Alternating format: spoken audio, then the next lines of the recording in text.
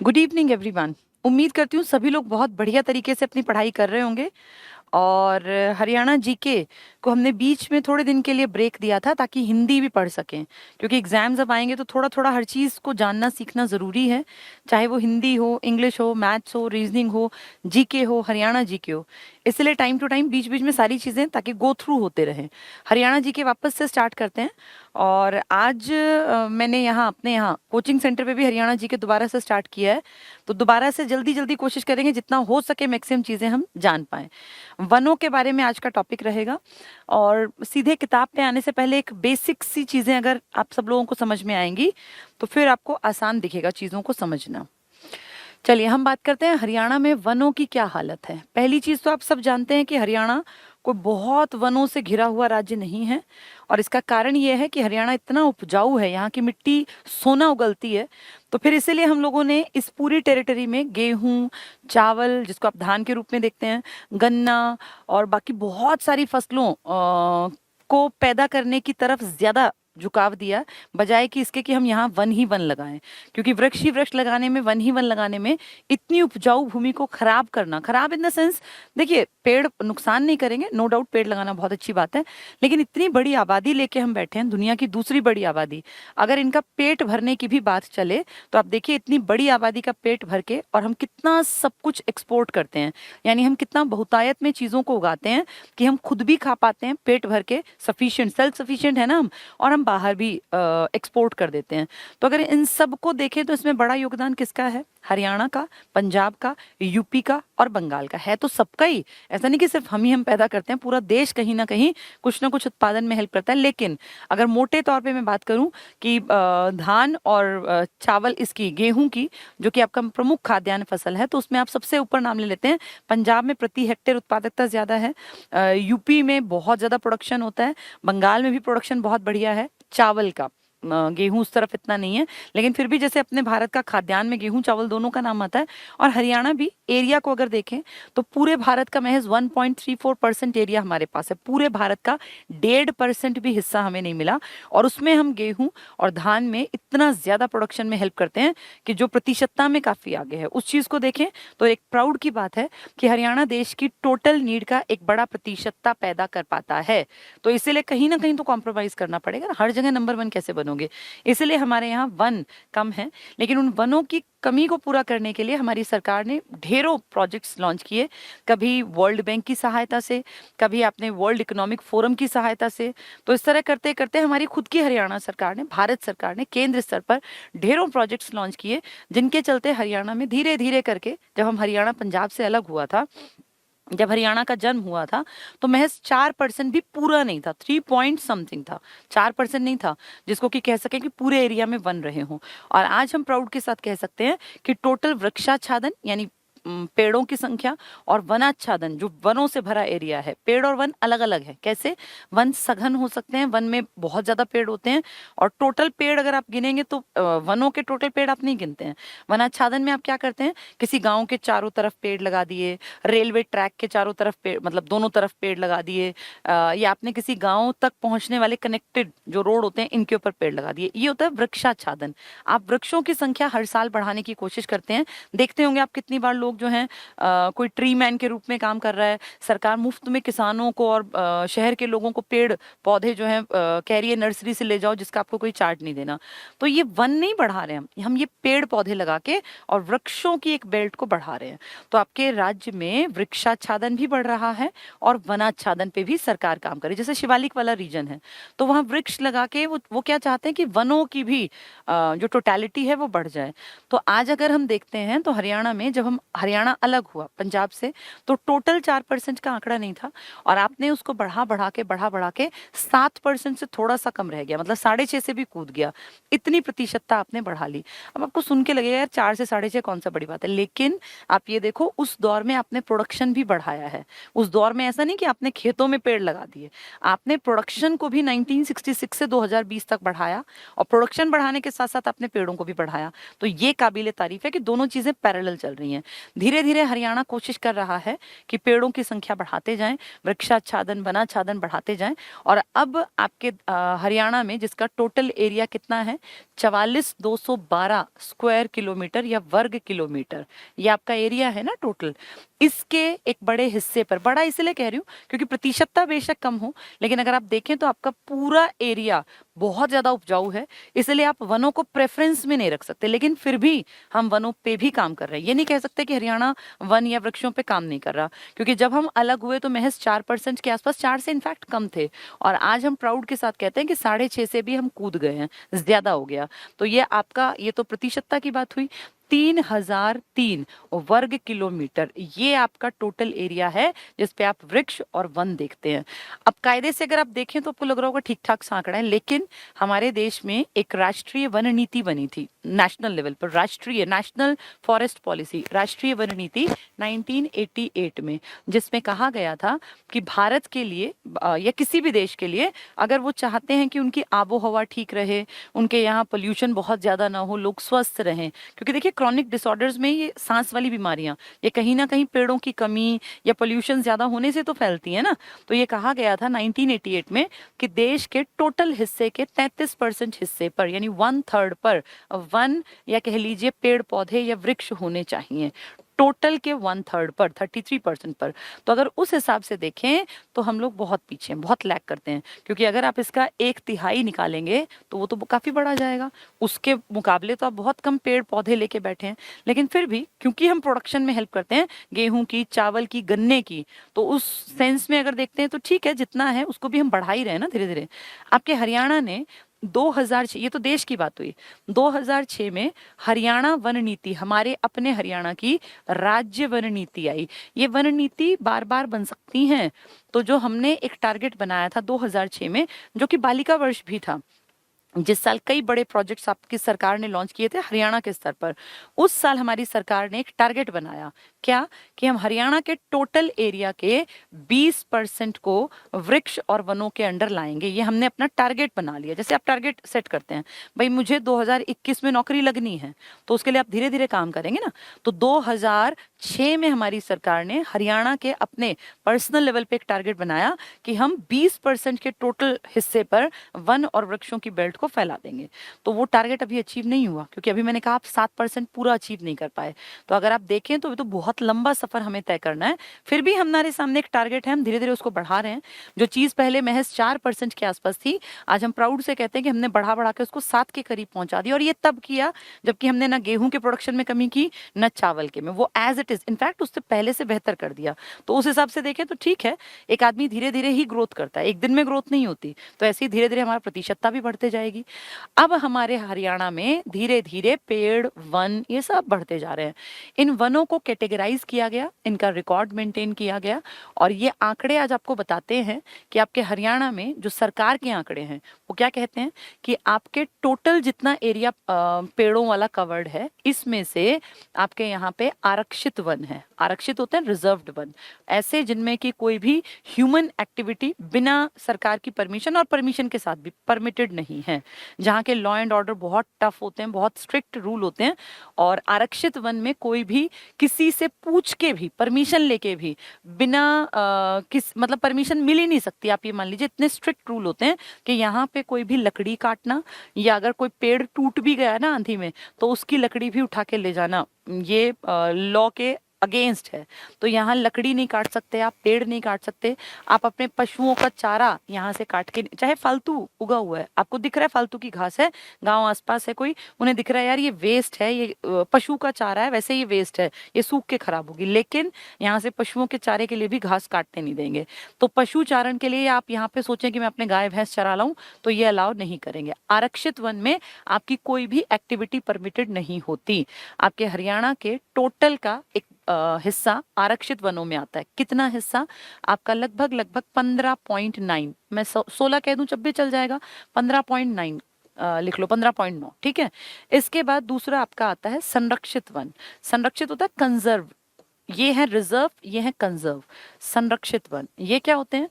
ऐसे एरियाज जिनको सरकार ने कह दिया कि वैसे तो इनकी केयर करनी है, लेकिन अगर परमिशन ली जाए तो यहाँ बहुत सारे आसपास के गांव के लोग लकड़ी भी काट सकते हैं विद परमिशन, विदाउट परमिशन नहीं। यहाँ अपनी गाय भैंस को लाके चरा भी सकते हैं, या उनका चारा अगर फालतू में उगा हुआ है उसको काट के भी ले जा सकते हैं, लेकिन सरकार की परमिशन चाहिए। जो वहां कोई होगा ना, केयर टेकर होगा, कोई सरकारी बड़ा अफसर होगा, उसकी परमिशन से, उसकी नॉलेज में होना चाहिए कि इस गांव के इतने आदमी यहाँ से भाई ऐसे काट के ले जा रहे हैं। उसके बदले में हो सकता है वो गांव वालों पे कोई टैक्स लगाएं, कोई शुल्क जो भी करें वो, लेकिन हाँ यहाँ परमिशन के साथ आपकी एक्टिविटीज अलाउ की जा सकती है। यहाँ कोई परमिशन का सवाल ही नहीं है, रिजर्व्ड है, कोई नहीं जाएगा। तीसरा एक होते हैं अवर्गीकृत कैटेगरी। अवर्गीकृत ये क्या होती है? ये होती है जो, ये मान लीजिए कि जिनका वर्गीकरण नहीं किया, ना वो संरक्षित ना वो आरक्षित, लेकिन इनके ऊपर भी भैया पानी हवा इन पे तो सबका हक होता है ना, तो इन पे सबका हक है, साझे का हक है। और यहाँ से सरकार बहुत लीनियंसी दिखाती है। लोग पेड़ भी काट लेते हैं बिना परमिशन के, लकड़ी भी काट लेते हैं, गाय भैंसों को भी चरा सकते हैं, चरागाह के रूप में वहां लाके भी यूज कर सकते हैं। मतलब इसमें कोई परमिशन नहीं लेनी, करना इसमें भी है सारा काम, लेकिन इसमें परमिशन लेनी पड़ती है। तो यहाँ रूल्स लगते हैं। यहाँ तो परमिशन मिलनी नहीं, भूल जाओ यहाँ परमिशन मिलेगी। यहाँ कुछ भी आपका नहीं है, ये सब कुछ सरकार ने अपने रिजर्व्ड एरिया में ले लिया। और अपना यहाँ भैंस चरा सकते, ना गाय ना बकरी ना कोई यहाँ मछली पालन कर सकते, चाहे पानी भरा पड़ा हो। इनमें आप परमिशन के साथ काम कर सकते हैं। बदले में सरकार आपसे कोई टैक्स, कोई किसी तरह का कुछ भी इस तरह से जो सरकार का मन करे लॉ एंड ऑर्डर में इसको बना सकती है। लेकिन इसमें आप कुछ भी कीजिए, किसी की परमिशन लेने की जरूरत नहीं है। ठीक है, तो आपका जो एरिया है ना लगातार जिसमें आप कोशिश कर रहे हैं बढ़ता जाए, आज की डेट में जो मैंने बताया 3003 वर्ग किलोमीटर है, स्क्वायर किलोमीटर। स्क्वायर को यहाँ नहीं लिखते, वहां लिखते हैं। ठीक है, तो 3003 वर्ग किलोमीटर जो आपका टोटल एरिया है, इसमें आपके वन और वृक्ष अलग अलग हैं। टोटल मिला के 3003 है। ये कितने हैं? ये हैं 1415 स्क्वायर किलोमीटर और 1588 स्क्वायर किलोमीटर। 1588 और 1415 वृक्षाच्छादन और वनाच्छादन, टोटल मिला के कितना? 3003 वर्ग किलोमीटर या 3003 स्क्वायर किलोमीटर। ये 44212 में से 3003 है। ठीक है, तो आपके 1415, भाई अकाउंटिंग है 1415, एक 15 से स्टार्ट करो, 1588। ये हो सकता है किसी किताब में डाटा थोड़ा बहुत ऊपर नीचे मिले, उसमें ज्यादा वरी नहीं करना, क्योंकि एक एक चीज एग्जैक्टली नहीं होती। किसी साइट पे आपको कुछ मिलेगा, किसी पे कुछ, लेकिन इसके नियर अबाउट 3003 के आसपास का आंकड़ा आपको मिल जाएगा। ठीक है, ये है आपका टोटल जो वृक्षाच्छादन है, जो वनाच्छादन है। ठीक है, अब आपके यहाँ जो पेड़ पौधे मिलते हैं, क्योंकि आपका हरियाणा देखने में तो लगता है कि एक जैसा, लेकिन हम अगर देखें इसको कीनली ऑब्जर्व करें तो हरियाणा में भी प्राकृतिक वेरिएशन काफी ज्यादा है। अगर आपको इनको दो नदियां मान लो, ये आपकी कौन सी नदी है? घग्गर नदी, और इसको आप मान लें ये अपनी यमुना नदी। तो हरियाणा इन दो नदियों के बीच में बहुत सघन बसा, बहुत उपजाऊ भूमि लेकर बैठा हुआ एरिया है, और फर्टाइल लैंड है बहुत ज्यादा, यहाँ कुछ भी पैदा कर सकते हैं हम। और हमारी जो ये हेक्टेयर उत्पादकता है ये भी काफी अच्छी है, क्योंकि पंजाब की अच्छी तो हमारी भी अच्छी है ना, पूरा लैंड एरिया एक ही तो था पहले। ये यहाँ पे आपका जो ये वाला इलाका है जो पहाड़ियों से घिरा है, और कुछ पहाड़ियां आपकी वर्ल्ड की पुरानी पहाड़ियां यहाँ भी हैं। ये पहाड़ियां हैं आपकी पुरानी वर्ल्ड की सबसे पुरानी अरावली की रीजन वाली, और ये पहाड़ियां हैं आपकी वर्ल्ड के सबसे नए पहाड़ों में शिवालिक रीजन वाली। तो आपके यहाँ वेरिएशन है, जैसे पहाड़ है जैसे नदियां हैं उस हिसाब से। आपकी इस बेल्ट में बारिश बहुत ज्यादा नहीं होती है, आपके यहाँ के एरिया में बारिश बहुत अच्छी होती है। तो इसीलिए जैसी बारिश होगी वैसे ही पेड़ पौधे होंगे ना, पेड़ पौधे इससे प्रभावित होते हैं ना कि कितनी बारिश हुई, कैसा एनवायरनमेंट है, ठंडा है गर्म है। तो आपकी जो ये वाली बेल्ट है ना, किससे लगती है? ये राजस्थान से। इसका प्रभाव सीमावर्ती इलाकों पे तो काफी ज्यादा होगा, और जो ये वाला इलाका है यहाँ ठंडक का प्रभाव होगा। तभी आप देखिए अंबाला क्रॉस करते करते, इनफैक्ट अंबाला पहुंचते पहुंचते भी लगने लगता है कि हाँ टेम्परेचर में वेरिएशन आ गया। आप कलेसर में अगर कभी जाएंगे तो आप फील करेंगे कि शायद कहीं पहाड़ी इलाके में हम घूम रहे हैं, लगता ही नहीं कि हरियाणा में घूम रहे हैं, क्योंकि हरियाणा तो हमारे दिमाग में है ये प्लेन वाला जिसमें सोनीपत आता है, पानीपत आता है, या ये अपना जींद आता है। लेकिन जैसे ही हम जाते हैं चंडीगढ़ से पहले अपने हरियाणा में ही होते हैं, तो वो फील आने लगता है कि हम कहीं पहाड़ी इलाके में आ गए। तो उस तरफ में क्योंकि एनवायरनमेंट अलग है, इसलिए पेड़ पौधों की हाइट, पेड़ पौधों का प्रकार सब अलग मिलेगा। जो ये वाली बेल्ट है ना, इसमें बारिश भी कम होती है, जो बिल्कुल सीमावर्ती है। तो बहुत सारे इलाकों में बिल्कुल सीमावर्ती में 20 से 40 सेंटीमीटर की पानी में जो अच्छी चल पाती हैं प्राकृतिक, उसमें अगर मैं पेड़ों की बात करूं तो वो पैदा होते हैं। इन्हें कहते हैं हम उष्ण कटिबंधीय, मतलब जो थोड़े गर्म इलाके में उष्ण कटिबंधीय जो पेड़ पौधे हैं। ठीक है, इसके बाद उस इलाके की अगर बात करें तो वो थोड़ा पहाड़ी है, वहाँ थोड़ी सी ठंडक कंपैरेटिवली ज्यादा है, तो वहाँ उष्णकटिबंधीय नहीं है। वहाँ जो वनस्पति आपको मिलेगी वो उप उष्ण मिलेगी, मतलब उष्ण से थोड़ी सी कंपैरेटिवली ठंडी, या आप उसको कह देते हैं पाइन वनस्पति। पाइन प्रकार के वन पाए जाते हैं, पाइन वनस्पति। तो पाइन कहाँ मिलेगी आपको? पहाड़ी इलाकों में। और उष्णकटिबंधीय कहाँ मिलेगी? जहाँ कंपैरेटिवली गर्म टेम्परेचर है। तो आप जहां भी रहते हैं आप अपने एरिया को देखिए, या तो वो उष्ण के जैसी, उष्ण में क्या मिलेगा? आम के पेड़ मिल गए, शीशम मिल गई, और जो ये आपके आसपास जितने पेड़ पौधे मिलते हैं ना, अगर आप सोनीपत में रहते हैं, पानीपत में रहते हैं, झज्जर में रहते हैं, आप गुड़गांव में रहते हैं, फरीदाबाद में रहते हैं, तो इस बेल्ट में जो मिलते हैं नॉर्मल पौधे जो तुम्हारे गाँव के आसपास है ना, वो इस बेल्ट में पैदा हो जाते हैं।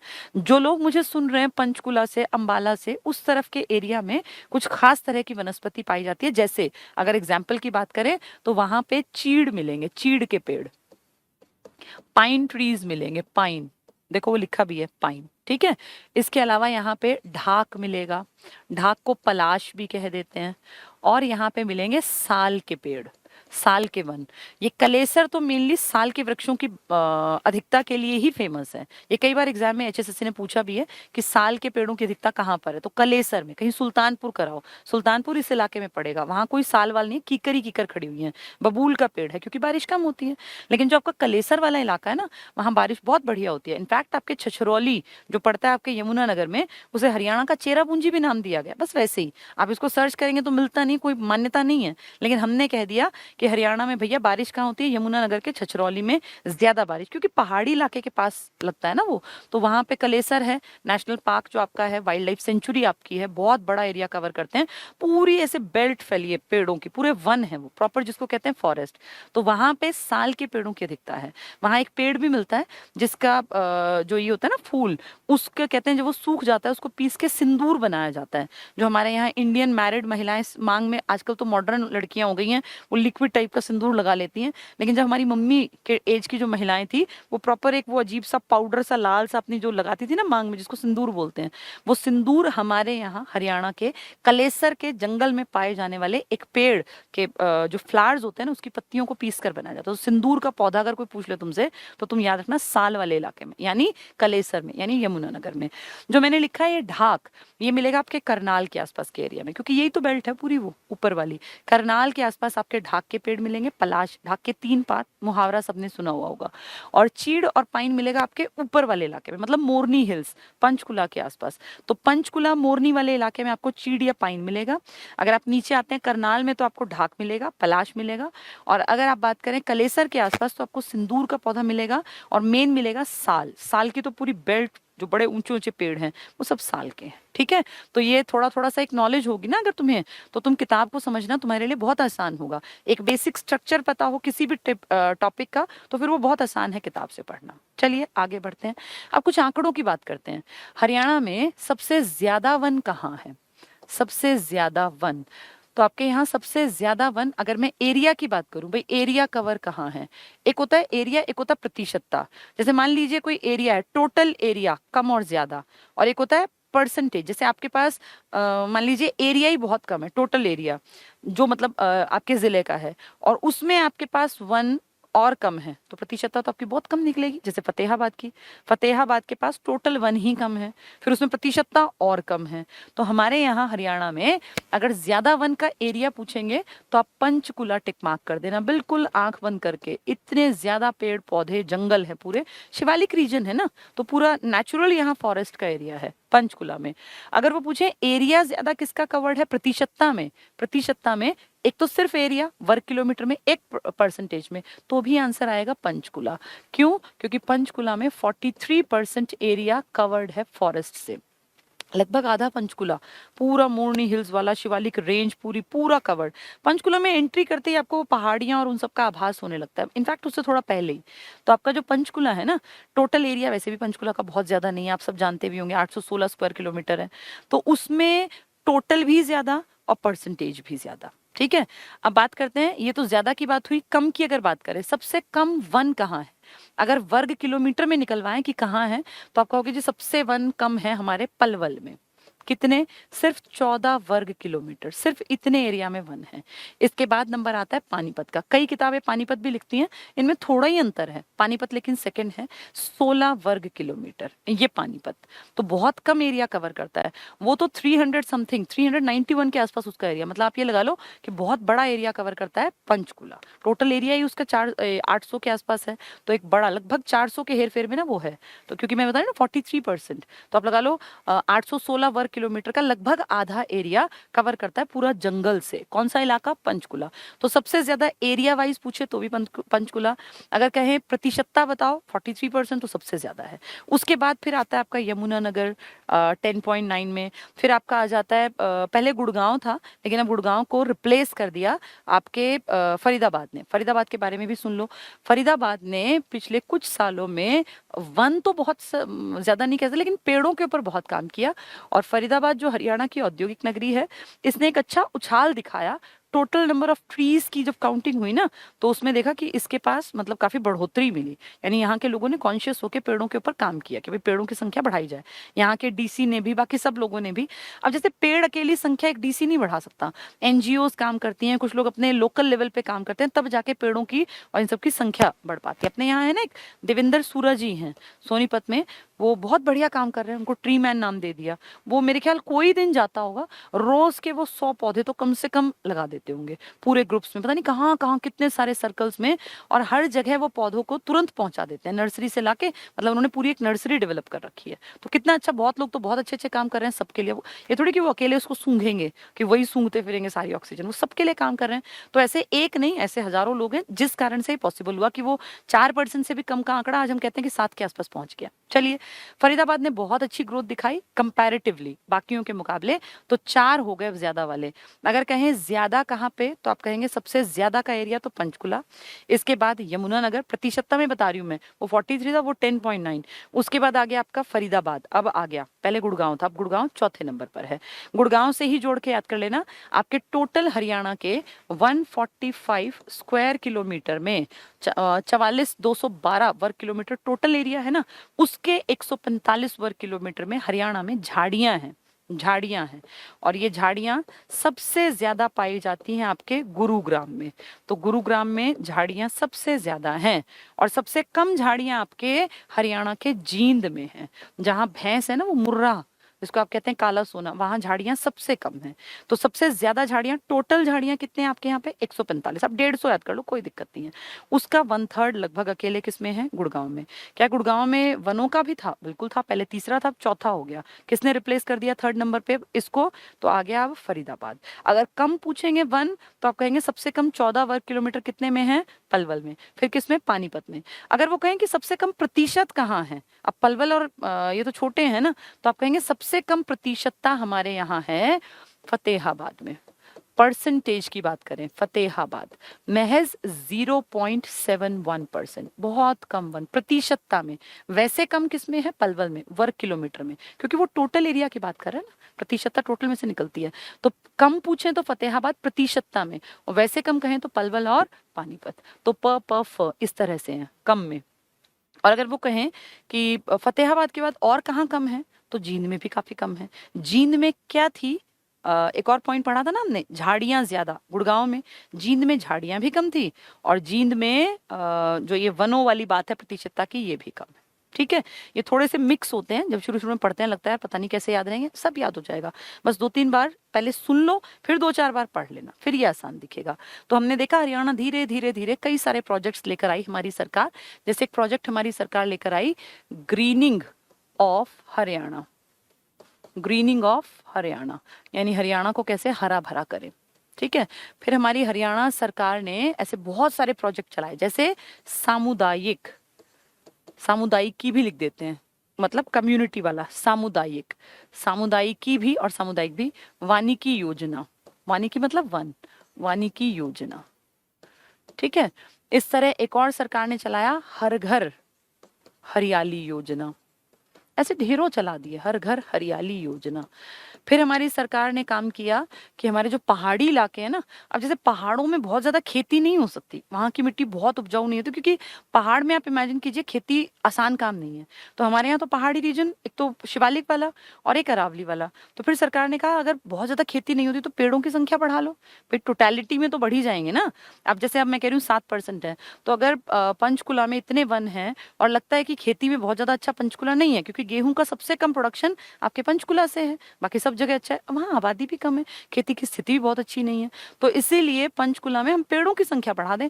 भाई हमें तो टोटल से मापा जाएगा ना, देश तो टोटल ये देखेगा हरियाणा में कितने वन है, वो ये नहीं कहेगा पंचकुला में कितने हैं, फतेहाबाद में इतने क्यों हैं, वो देखेगा राज्य की फॉरेस्ट रिपोर्ट में राज्य कितना दिखा रहा है। तो जहाँ की मिट्टी बहुत उपजाऊ नहीं है या जहाँ पॉसिबिलिटी नहीं है खेती करने की, वहां वन लगा दो, वहां पेड़ों की संख्या बढ़ा दो, टोटलिटी तो आपकी बढ़ी जाएगी। तो इसीलिए आपने इस तरह के प्रोजेक्ट्स लॉन्च किए अपनी सरकार ने, जैसे कंडी योजना। कंडी योजना ये शिवालिक में पेड़ पौधे बढ़ाओ उसके लिए चला दी। ऐसी ढेरों छोटी छोटी योजनाएं, कोई सेंट्रल लेवल पर, कहीं वर्ल्ड बैंक ने हमें हेल्प कर दी, कहीं पे आपका ये जो है ना यूरोपियन इकोनॉमिक फोरम, इसने हमारी हेल्प कर दी, कहीं केंद्र सरकार ने हमें पैसा दे दिया, कहीं हमने खुद पैसा लगा लिया। और इस तरह करते करते करते वो 4% से भी कम के आंकड़े को हम उठा के लगभग 7 के आसपास ले आए। तो धीरे धीरे धीरे सरकारें काम कर रही हैं, एनजीओ काम कर रहे हैं, जनता काम कर रही है, और हम इस सबको कुछ सालों में बढ़ा के उम्मीद है 20% पर ले भी जाएंगे। ठीक है, तो ये थोड़ा थोड़ा तुम्हें समझ में आ गया होगा। हमारे यहाँ तरु दिवस मनाते हैं हम, तरु मतलब पेड़, तरु दिवस कब मनाते हैं? 15 जुलाई को। हरियाणा में तरु दिवस कब मनाया जाता है? 15 जुलाई को। हमारी सरकारें बहुत काम कर रही हैं धीरे धीरे करके, मतलब अगर सिर्फ सरकार कहूं तो गलत होगा, बहुत सारी एनजीओज भी बहुत अच्छे ढंग से काम कर रही है। देखो अब इनको हम लोग पढ़ना स्टार्ट करते हैं। हरियाणा का भूगोल, हरियाणा में वन और वन्य जीव। ठीक है, सबसे पहले देखो क्या कहते हैं, forest and wild life in Haryana, कि हरियाणा में कैसे वन है और उन वनों में रहने वाले जीव जंतु जानवर, उनके बारे में पढ़ेंगे। हरियाणा में 1966 यानी जब आपका हरियाणा बना में वन क्षेत्र 3.9, तो तभी मैं 4 कह रही थी ना, नियर अबाउट 4, अब कितना है? Near about 7। ज्यादा बहुत ज्यादा नहीं बढ़ा, लेकिन फिर भी जैसे आपने एरिया ज्यादा बढ़ा लिया और खेती भी बढ़ा ली, ये डबल फायदा है। तो आपने 3.9 पर जो था वो वर्तमान में 6.8, तो लगभग 7 पे आ गया ना, 4 से लगभग 7 पे पहुंच गया। जबकि राज्य में राज्य वन नीति आपके राज्य की अलग है, देश की अलग है। देश वाली है 1988 में, जिसमें कहा था 1/3 पर वन लगाओ। आपकी अपनी नीति आपने 2006 में बनाई हरियाणा के लिए, और हमने कहा भैया 33% तो हमारे बस की नहीं है, लेकिन हम 20% की कोशिश जरूर करेंगे, जिसमें से कि देखो हम 7 के आसपास तो आ भी गए, तो ये इसका मतलब हम काम तो कर रहे हैं। तो राज्य वन नीति के अनुसार 20% वन क्षेत्र होने चाहिए, ये हमारी अपनी बात है, देश नहीं कह रहा ये। राष्ट्रीय, अब देश क्या कह रहा है? राष्ट्रीय वन नीति 1988 के अनुसार भारत में वनों का लक्ष्य कितना है? 33%। अभी आपने देश में भी अचीव नहीं किया, 1988 को बीते हुए 30-35 साल बीत गए, लेकिन आपने अभी जो देश का था ना वो 33% वाला, आप अभी वहां भी नहीं है। अभी तो हमारे देश में जितना मुझे याद है, मेरे ख्याल 26-27% भी हार्डली पहुंचा होगा, क्योंकि पहले तो 24 के आसपास था, या हो गया हो। अब मैंने बहुत दिनों से ज्योग्राफी के आंकड़े नहीं देखे, मुझे कई साल हो गए, लेकिन हाँ ये थोड़ा बहुत मैं देखती रहती हूँ कि कितना क्या चेंज आया। तो मेरे ख्याल अब 26-27 के हेरफेर में मिलेगा। ऐसा नहीं कि आप 35% या 33% क्रॉस करके, उतना नहीं हुआ। तो वो भी अपना काम कर रहे हैं, हम अपना काम कर रहे हैं अपने राज्य में। हरियाणा में वनाच्छादन क्षेत्र 1594 वर्ग, अभी मैंने आपको लिखवाया था 1588, तो थोड़ा थोड़ा वेरिएशन किताबों में मिलेगा। ठीक है, या तो ये आएगा या फिर 1588, दोनों याद कर लेना, नियर अबाउट में है। जो कुल भौगोलिक क्षेत्र का 3.6% है। तो अभी हम 6 और 7 किसकी बात कर रहे थे? टोटल की, जिसमें वृक्ष भी आएंगे और वन भी आएगा। यहाँ सिर्फ एक शब्द लिखा है वन, यहाँ वृक्ष नहीं लिखा, आच्छादन होता है भरा हुआ होना। तो 3.61%। राज्य में पाए जाने वाले वनों का वर्गीकरण, वो 3 तरह के बताए ना मैंने आपको। संरक्षित वन, संरक्षित 74.2, मतलब 75 के आसपास मान लो, जिसमें कि आप परमिशन लेके काम कर सकते हैं। रिजर्व्ड में आपको परमिशन मिलनी ही नहीं है, और अवर्गीकृत का किसी को चिंता ही नहीं, आप कुछ भी कीजिए। तो देखें, संरक्षित 74%, आरक्षित 15.9 या 16 भी कह सकते हो, 15.5 भी आ सकता है, थोड़ा बहुत ऊंच नीच मान के चलो। अवर्गीकृत 9.75। तो आपके यहाँ 15% लगभग 15.9 और 9.75, ये दोनों छोटे आंकड़े, एक में बिल्कुल एंट्री नहीं और एक खुला पड़ा है। जिसमें विद परमिशन एंट्री है वो एरिया बड़ा है 74% से भी ज्यादा। ठीक है, नेक्स्ट, राज्य में वृक्षाच्छादन, अभी वन की बात कर रहे थे ना ऊपर, अब वृक्ष की बात कर रहे हैं। 1409, ये आपको 1415 भी मिल जाएगा। अगर 1415 मिलता है तो आप समझ जाओ कि ऊपर वाले में आप 1588 करोगे। अगर ये 1415 नहीं मिलता, 1409 मिलता है, तो यहाँ वाले उठा के ऊपर ऐड कर देना। ठीक है, बस इतना ही अंतर है आंकड़ों में, 6-7 वर्ग किलोमीटर का, बाकी नहीं है। तो 1409 मिलेगा या 1415 वर्ग किलोमीटर है। कुल भौगोलिक क्षेत्रफल का कितना है? 3.1। वो भी ऐसा ही था, देखो अभी ऊपर पॉइंट आया था, देखो ये रहा 3.6। ये कितना था? 1594। ये 1594 की जगह 1588 भी मिल सकता है, 88 के साथ पहली प्रायोरिटी रखना, और ये 1415 के साथ। तो 88 और 9 वाले में थोड़ा सा ऊपर नीचे कर दिया, बस ये उतना ही है। ये इतनी प्रतिशतता ना, ये मान के चलो कि उतने थोड़े बहुत आंकड़े हर साइट पे अलग मिलेंगे आपको। 3.19। राज्य में सर्वाधिक वन कहाँ है? पंचकुला, 33% पहले थे। अब नई जो शिक्षा ये थी अपनी वन जिसमें रिपोर्ट निकाली गई, फॉरेस्ट रिपोर्ट, इसमें ये 43% पर है, तो और बढ़ गया है। पंचकुला 43 पर, ये पुराना 33 पर। यमुनानगर 10.6 को 10.9 में क्रॉस कर गया। जबकि न्यूनतम वन कहाँ है आपके? फतेहाबाद। ये एज इट इज है, इसमें ज्यादा फर्क नहीं आया। प्रतिशतता में सबसे कम है फतेहाबाद, सेकंड कम है जींद, सबसे ज्यादा पंचकुला, फिर यमुनानगर। गुड़गांव था, गुड़गांव को रिप्लेस किसने कर दिया? फरीदाबाद ने। तो सबसे ज्यादा बढ़ोतरी बेहतर आंकड़ों में दिखाई है फरीदाबाद ने। ठीक है, तो ज्यादा पूछे तो पंचकुला और यमुनानगर और फरीदाबाद और गुड़गांव, कम पूछे तो प्रतिशतता में तो फतेहाबाद और जींद। अगर वर्ग किलोमीटर में कहें तो पलवल और पानीपत 14 और 16। ठीक है, अब देखो सर्वाधिक वन क्षेत्रफल एरिया की बात कर रहे हैं, तो कहाँ? पंचकुला में। देखो 400 के हेरफेर में तो आधा अपने आप आ जाएगा।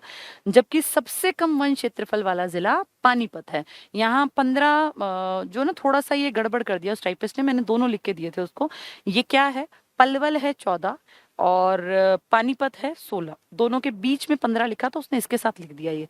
तो ये 14 और 16 ये याद रखना। ठीक है, और पानीपत को सेकंड प्रेफरेंस देना, पहला नंबर पलवल का आएगा, फर्स्ट पलवल, सेकंड पानीपत।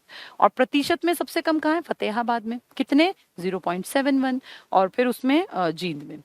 वृक्षारोपण का सबसे पहला काम ग्रीनिंग ऑफ हरियाणा, हमारी सरकार ने कि हरियाणा को हरा भरा करो, grinning of Haryana.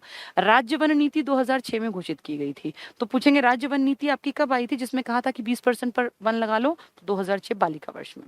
Next, Haryana में 145 वर्ग किलोमीटर, 150 याद कर लो, कोई दिक्कत नहीं है, के क्षेत्र में झाड़ियां हैं, जिनमें से 50 यानी 1/3 वर्ग किलोमीटर झाड़ियां सिर्फ गुड़गांव में है। क्या गुड़गांव का वनों में भी नंबर था? बिल्कुल था।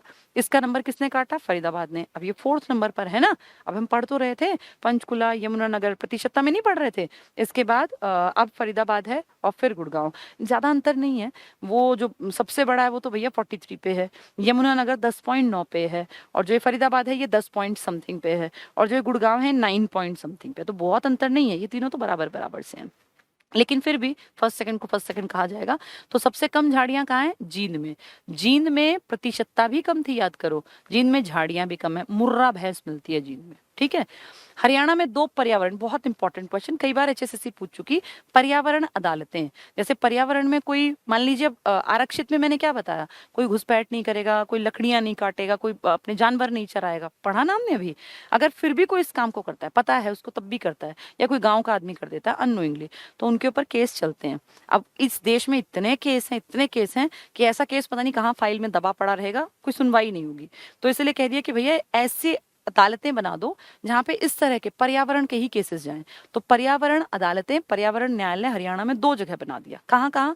एक जहां आबादी ज्यादा है फरीदाबाद, और एक जहां आपका वो 18 दिन का युद्ध लड़ा गया था कुरुक्षेत्र।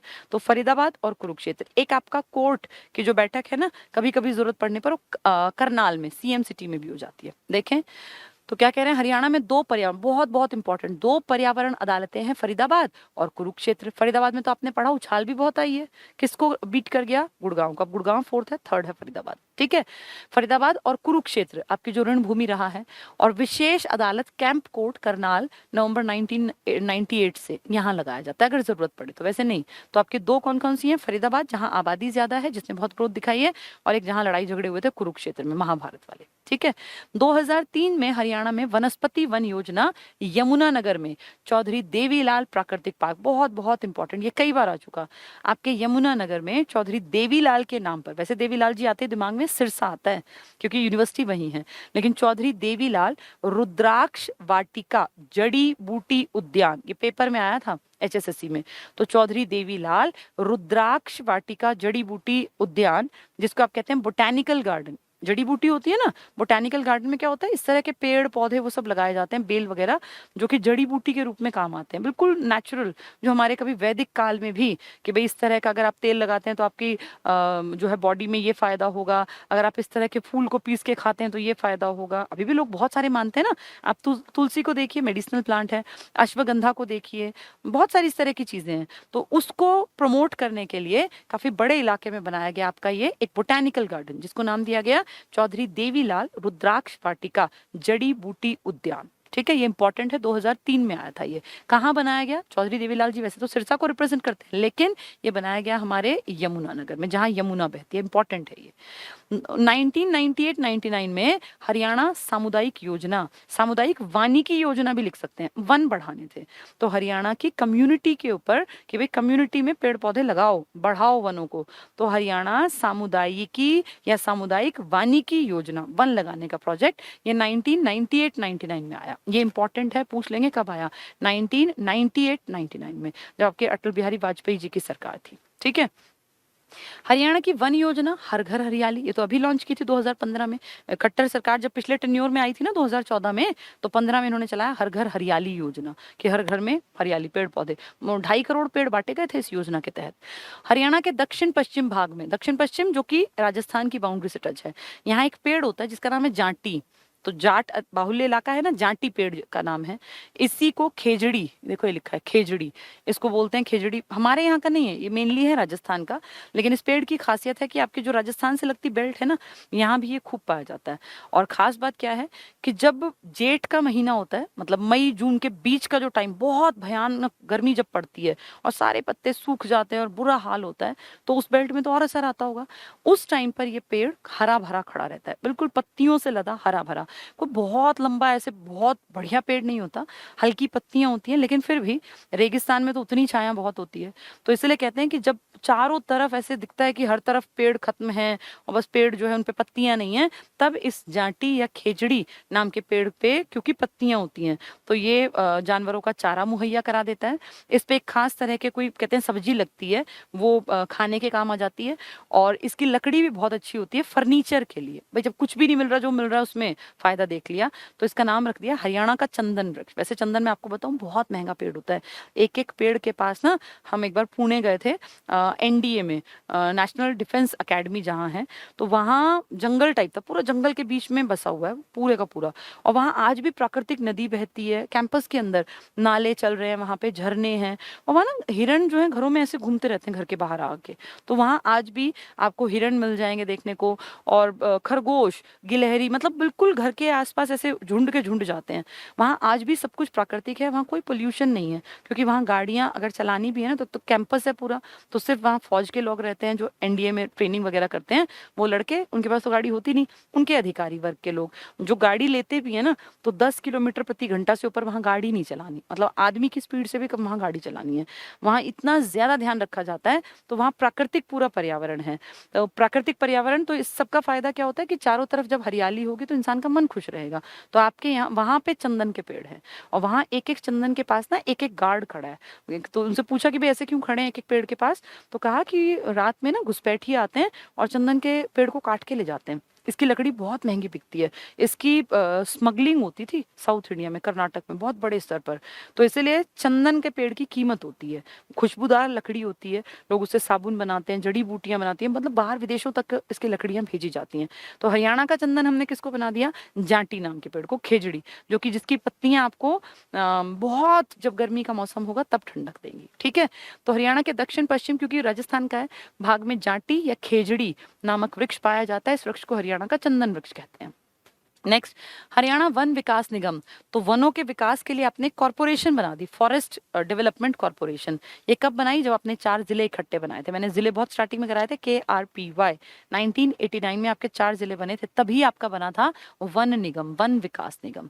तो ये 1989 में बने।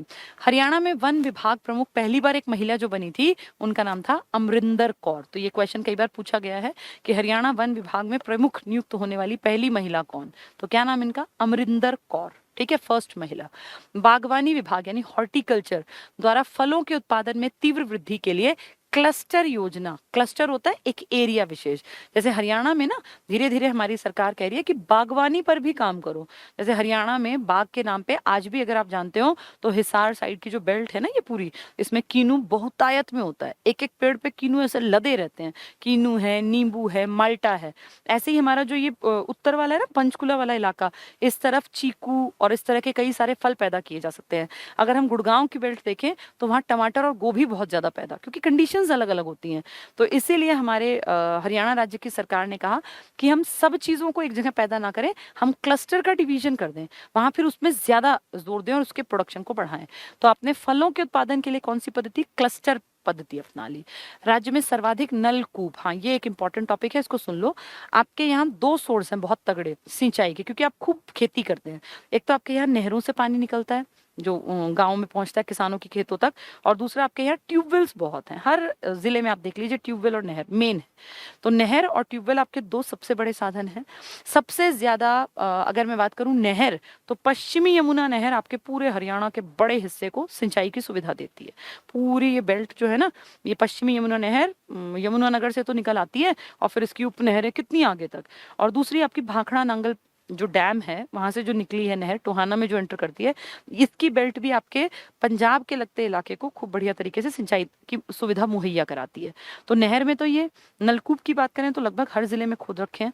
अब नलकूप सबसे ज्यादा आपके कैथल में है, याद कैसे रहेगा, कैथल में सबसे ज्यादा धान की प्रजाति है, सबसे ज्यादा वैरायटी अगर पूछें आपके यहाँ धान की कहाँ है तो आप कहेंगे Kaithal.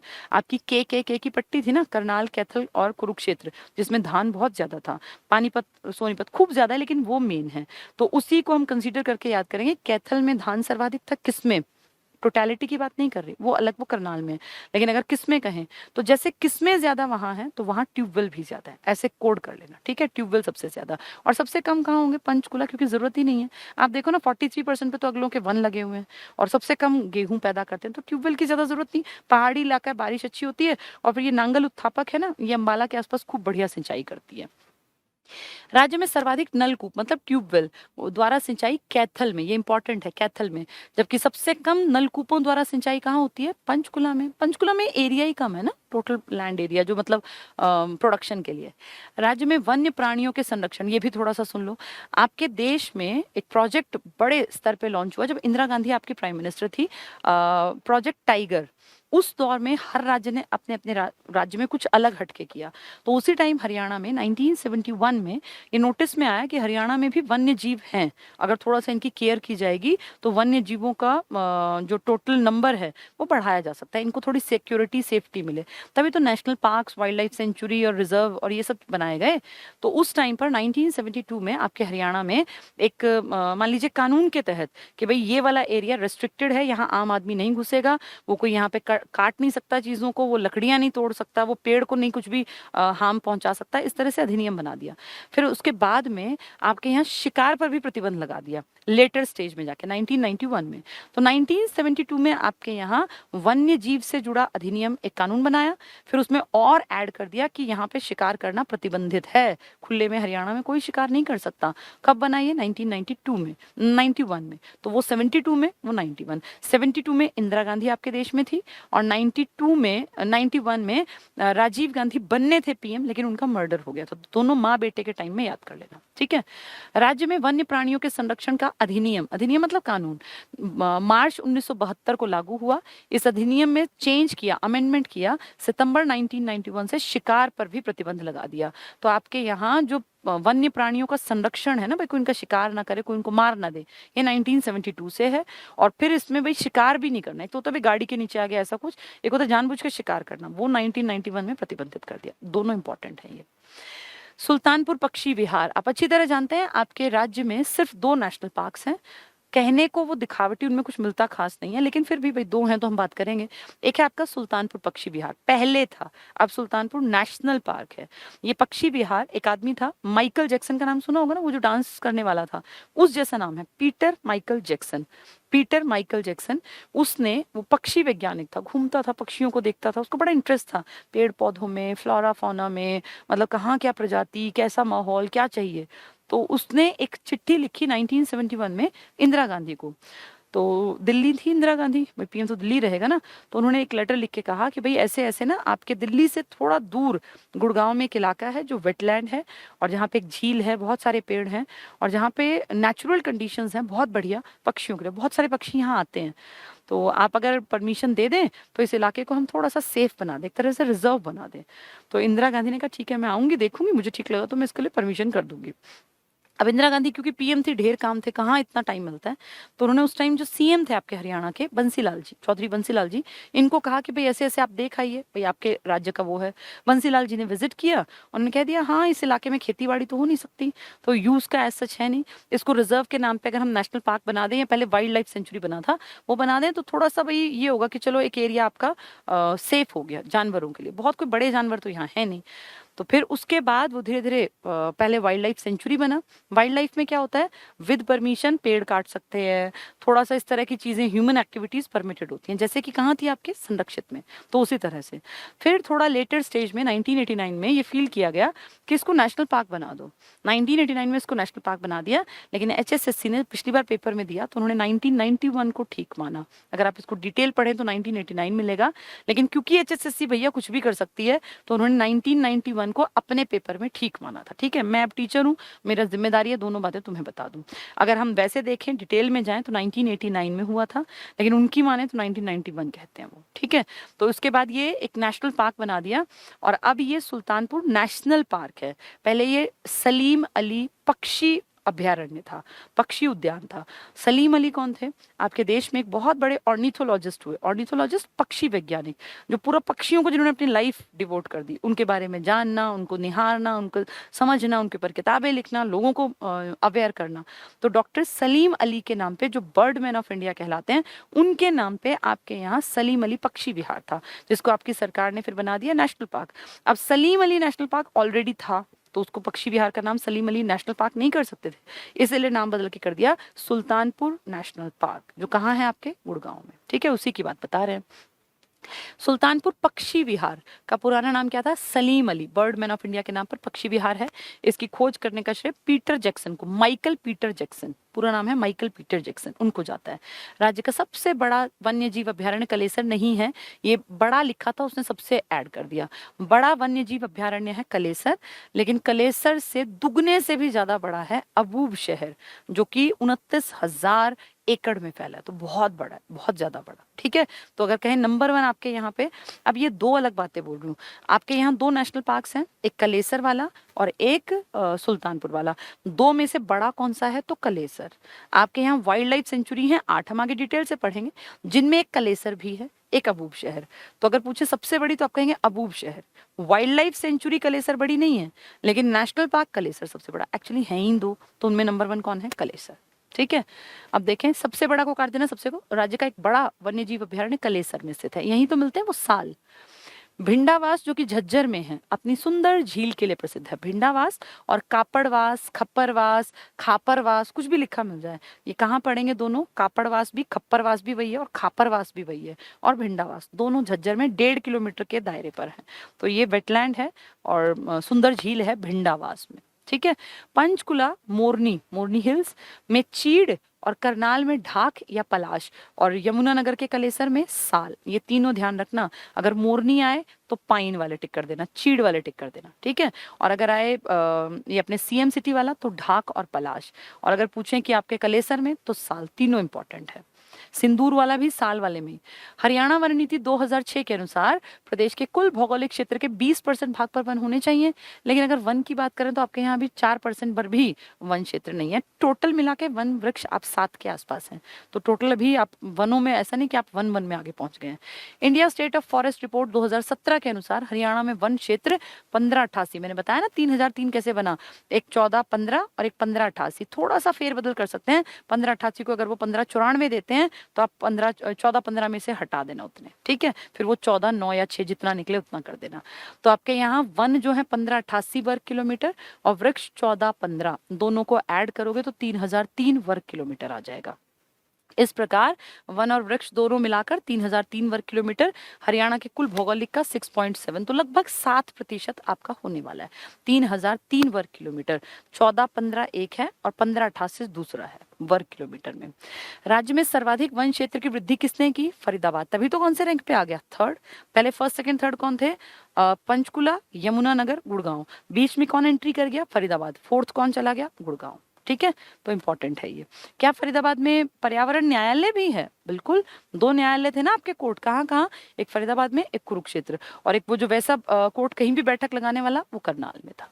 Next, India state of forest report 17 के अनुसार राज्य में सबसे अधिक वन क्षेत्र कहाँ है? पंचकुला 43%, टोटल एरिया भी इसका ज्यादा है 400 वर्ग किलोमीटर के आसपास। और सबसे कम वन क्षेत्र कहाँ है? पलवल में। कितने? 14 वर्ग किलोमीटर। सेकंड नंबर पानीपत का 16 वर्ग किलोमीटर। लेकिन अगर प्रतिशतता पूछने लग गए तो फतेहाबाद 0.71 सेकंड नंबर पर, फिर आपका जींद। फिर तो एक लंबी लिस्ट है। ठीक है, कम में ज्यादा नहीं पूछेंगे, ज्यादा पूछेंगे। सरकार ये दिखाएगी ना हम अच्छे काम कर रहे हैं, कम पूछेंगे तो एक पूछेंगे। राज्य में रिकॉर्डेड वन कितना है? 15%, जो हमने पढ़ा 15 वर्ग किलोमीटर, जो कुल भौगोलिक क्षेत्रफल का कितना परसेंट है? लगभग 4। आरक्षित कितना? 15.9। संरक्षित जिसमें की एक्टिविटी हो सकती है परमिशन के साथ 74, और अवर्गीकृत कितना था? 10 के हेरफेर में। तो एक 15.9 है, एक 74% है, और एक 9.75। अगर याद ना रहे कोई चिंता नहीं, 10 याद कर लो, वो 15 याद कर लो, वो 74। थोड़ा बहुत ऊंचा नीचा चल जाता है, एक आइडिया आपको लगना चाहिए। ठीक है, इनमें से किसमें आप परमिशन लेने की जरूरत ही नहीं है? इस वाले में, अवर्गीकृत में। किसमें परमिशन लेके भी काम नहीं कर सकते? आरक्षित में, वो 16% वाले में, 15.9 वाले में। किसमें आप परमिशन के साथ काम कर सकते हैं, कुछ वो शुल्क लेंगे? तो संरक्षित 74% वाले में। ठीक है, हरियाणा में वनों का वर्गीकरण 2 मैंने बताया था। पहला, 2 भाग हैं इसके। उष्णकटिबंधीय, उष्णकटिबंधीय गर्मी वाले, शुष्क यानी जहां पे बारिश कम, 20 से 40 सेंटीमीटर। देखो 20 से 40 सेंटीमीटर वर्षा वाले क्षेत्र महेंद्रगढ़, रेवाड़ी, गुड़गांव, भिवानी, यमुनानगर को हटा देना, ये गलत कर दिया उसने। कैथल, करनाल, सोनीपत, करनाल में भी कम है। मेन वो बेल्ट जिसमें बारिश कम होती है, इसके मैदानी भागों में ये हर जगह है इस तरह के। मैप अभी नहीं कर रहे हैं क्या क्या इसमें आता है। देखो ये सब पेड़ तुम्हारे आसपास हैं, इनमें शीशम, पीपल, नीम, आम, जामुन, इमली, तो ये मेन पेड़ है। ये तो हर किसी के राज्य के आसपास मिलेंगे, हर किसी के गांव के आसपास है, तो मेनली ये मिलते हैं पूरे हरियाणा में। राज्य के शुष्क क्षेत्रों में कीकर ज्यादा मिलता है। झाड़ियां ज्यादा कहाँ है आपके? गुड़गांव में ना, 145 वर्ग किलोमीटर का 50 किसके पास है? अकेले गुड़गांव के पास। तो उस बेल्ट में बारिश कम होती है। तो राज्य के शुष्क क्षेत्रों में कीकर, कीकर को आप बोल देते हैं ये बबूल, बबूल और कीकर एक ही चीज होती है। फिरास, झरबेरी, पीलू, नीम, मेन में याद करें तो कीकर है, नीम है, और पाठा है, थूहर, सरकंडा, बुई, संजिया आदि, इन सब के पेड़ पाए जाते हैं। ठीक है, और वो कौन सा है वो जिसको आप क्या कहते हो? इसी इलाके में तो होता है वो, हरियाणा का चंदन वृक्ष। कौन सा? जांटी, जांटी। उपोष्ण कटिबंधीय, उपोष्ण मतलब थोड़ा कम गर्म वाला, कटिबंधीय पाइन वन, ये पहाड़ों की बात करेंगे। ये वन पहाड़ी क्षेत्र के 100 सेंटीमीटर वर्षा वाले क्षेत्रों में, अंबाला भैया खूब बारिश है, पंचकुला में, और यमुनानगर, और हिमाचल प्रदेश के सीमावर्ती में। यहाँ क्या मिलेगा? चीड़। चीड़ कहाँ मिलेगा आपको? चीड़ कहाँ मिलेगा? जो पंचकुला मोरनी वाला इलाका था। पाइन इसी के साथ है, लेकिन इसके अतिरिक्त सिरस, कचनार, खैर, बियुल, जिंगन, अमलतास, ये सब पेड़ मिलते हैं यहाँ। ठीक है, ये सारे नाम देखो ना, आपने इनके नाम अपने आसपास सुने ही नहीं है। जो लोग सोनीपत वोनीपत में रहते हैं, या झज्जर में है, या पानीपत में, कब सुना तुमने कि तुम्हारे आसपास कचनार का, खैर का ये पेड़ कहाँ है? ये पहाड़ी इलाकों के पेड़ है। मतलब जो बच्चे अंबाला, यमुनानगर की बेल्ट में, उन्होंने सुने होंगे इनके नाम, बाकी आप लोगों ने तो किताब किताब में पढ़े होंगे। कालका और मोरनी, तो पंचकुला की बात कर रहे हैं। यहाँ जामुन है, बहेड़ा है, महुआ है, सब पाया जाता है। उपोष्ण कटिबंधीय पाइन वन, पाइन वन ये पंचकुला, अंबाला, यमुनानगर के क्षेत्र में मिलते हैं। 100 सेंटीमीटर बारिश होती है। खैर, सीसर, महुआ, बहेड़ा, पाइन और चीड़, ये सब मिलते हैं। ठीक है, प्रशासनिक वर्गीकरण वही जो हमारी सरकार ने कह रखा है, 3, आरक्षित, संरक्षित और अवर्गीकृत। तो आरक्षित में तो कोई घुस ही नहीं सकता, परमिशन के बाद भी नहीं। भारतीय वन सर्वेक्षण रिपोर्ट 17 के अनुसार राज्य में आरक्षित वन कितने हैं आपके? 15.9। ठीक है, भूमि कटाव, बाढ़ की रोकथाम, जलवायु, लकड़ी आपूर्ति की दृष्टि से इन्हें सुरक्षित वनों की श्रेणी में रखा गया। लकड़ी आपूर्ति कैसे? क्योंकि यहाँ पे अगर कोई काम करना है सरकार करेगी, आप नहीं कर सकते, मैं और तुम, हम जनता नहीं कर सकते। इन वनों में लकड़ी काटना और पशुचारण बंद है, निषिद्ध है। अगर ये किया तो तुम्हारे खिलाफ केस बनेगा फिर, तभी तो ये पर्यावरण के न्यायालय बना रखे हैं। इन वनों से अनेक मूल्यवान वन के उत्पाद प्राप्त किए जाते हैं, लेकिन उनपे किसका हक है? सरकार का। यहाँ कुछ भी है, लकड़ी, पेड़ गिर गया, किसी गाँव के लोगों ने देखा पेड़ गिर गया तो ईंधन के काम आ जाएगा, लेकिन ले नहीं सकते अगर किस में है? आरक्षित में। ठीक है, सरकार बेशक कुछ करे। संरक्षित वन, भारतीय वन सर्वेक्षण रिपोर्ट 17 के अनुसार राज्य में संरक्षित वन राज्य के 74% वन क्षेत्र पर हैं। इनमें संरक्षण के साथ साथ उत्पादन के लिए विभिन्न गतिविधियां, बताया ना, परमिशन के साथ चलाई जाती हैं। इस क्षेत्र में लकड़ी काटना, पशु चारण ये करते हैं लोग, लेकिन परमिशन के साथ शुल्क देना पड़ता है। किंतु वनों को क्षति ना हो इसके लिए इनकी पर्याप्त देखरेख भी की जाती है। तो ऐसा नहीं कि खुलेआम वाले तो फिर अवर्गीकृत में है। 74% में परमिशन लेके गाय भैंस भी चरा सकते हैं, बकरियां भी ले जा सकते हैं। यहाँ पे आप जो है ये भी कर सकते हैं, पेड़, मतलब पेड़ नहीं लेकिन कोई कटा हुआ है, कोई फालतू की झाड़ी उग गई है, बारिश के मौसम में कितने सारे पौधे तो फालतू के होते हैं जो ईंधन के रूप में काम आ सकते हैं, तो उस तरह से आप परमिशन लेके कर सकते हैं। अवर्गीकृत में तो किसी को कुछ पता ही नहीं है। राज्य में अवर्गीकृत वन कुल वन क्षेत्र के 9.75% क्षेत्र में है। इस प्रकार के वनों में सरकार का कोई प्रतिबंध नहीं होता।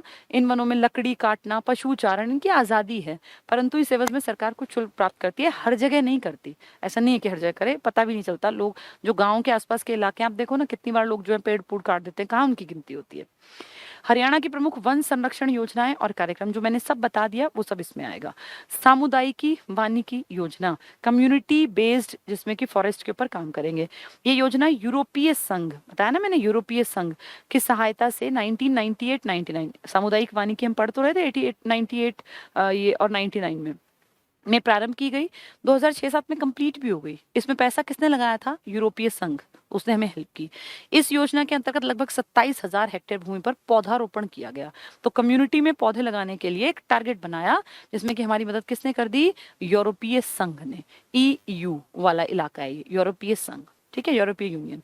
हर घर हरियाली योजना, ये खट्टर जी लेकर आए थे 2015 में, हरियाणा सरकार द्वारा 2015 में शुरू की गई।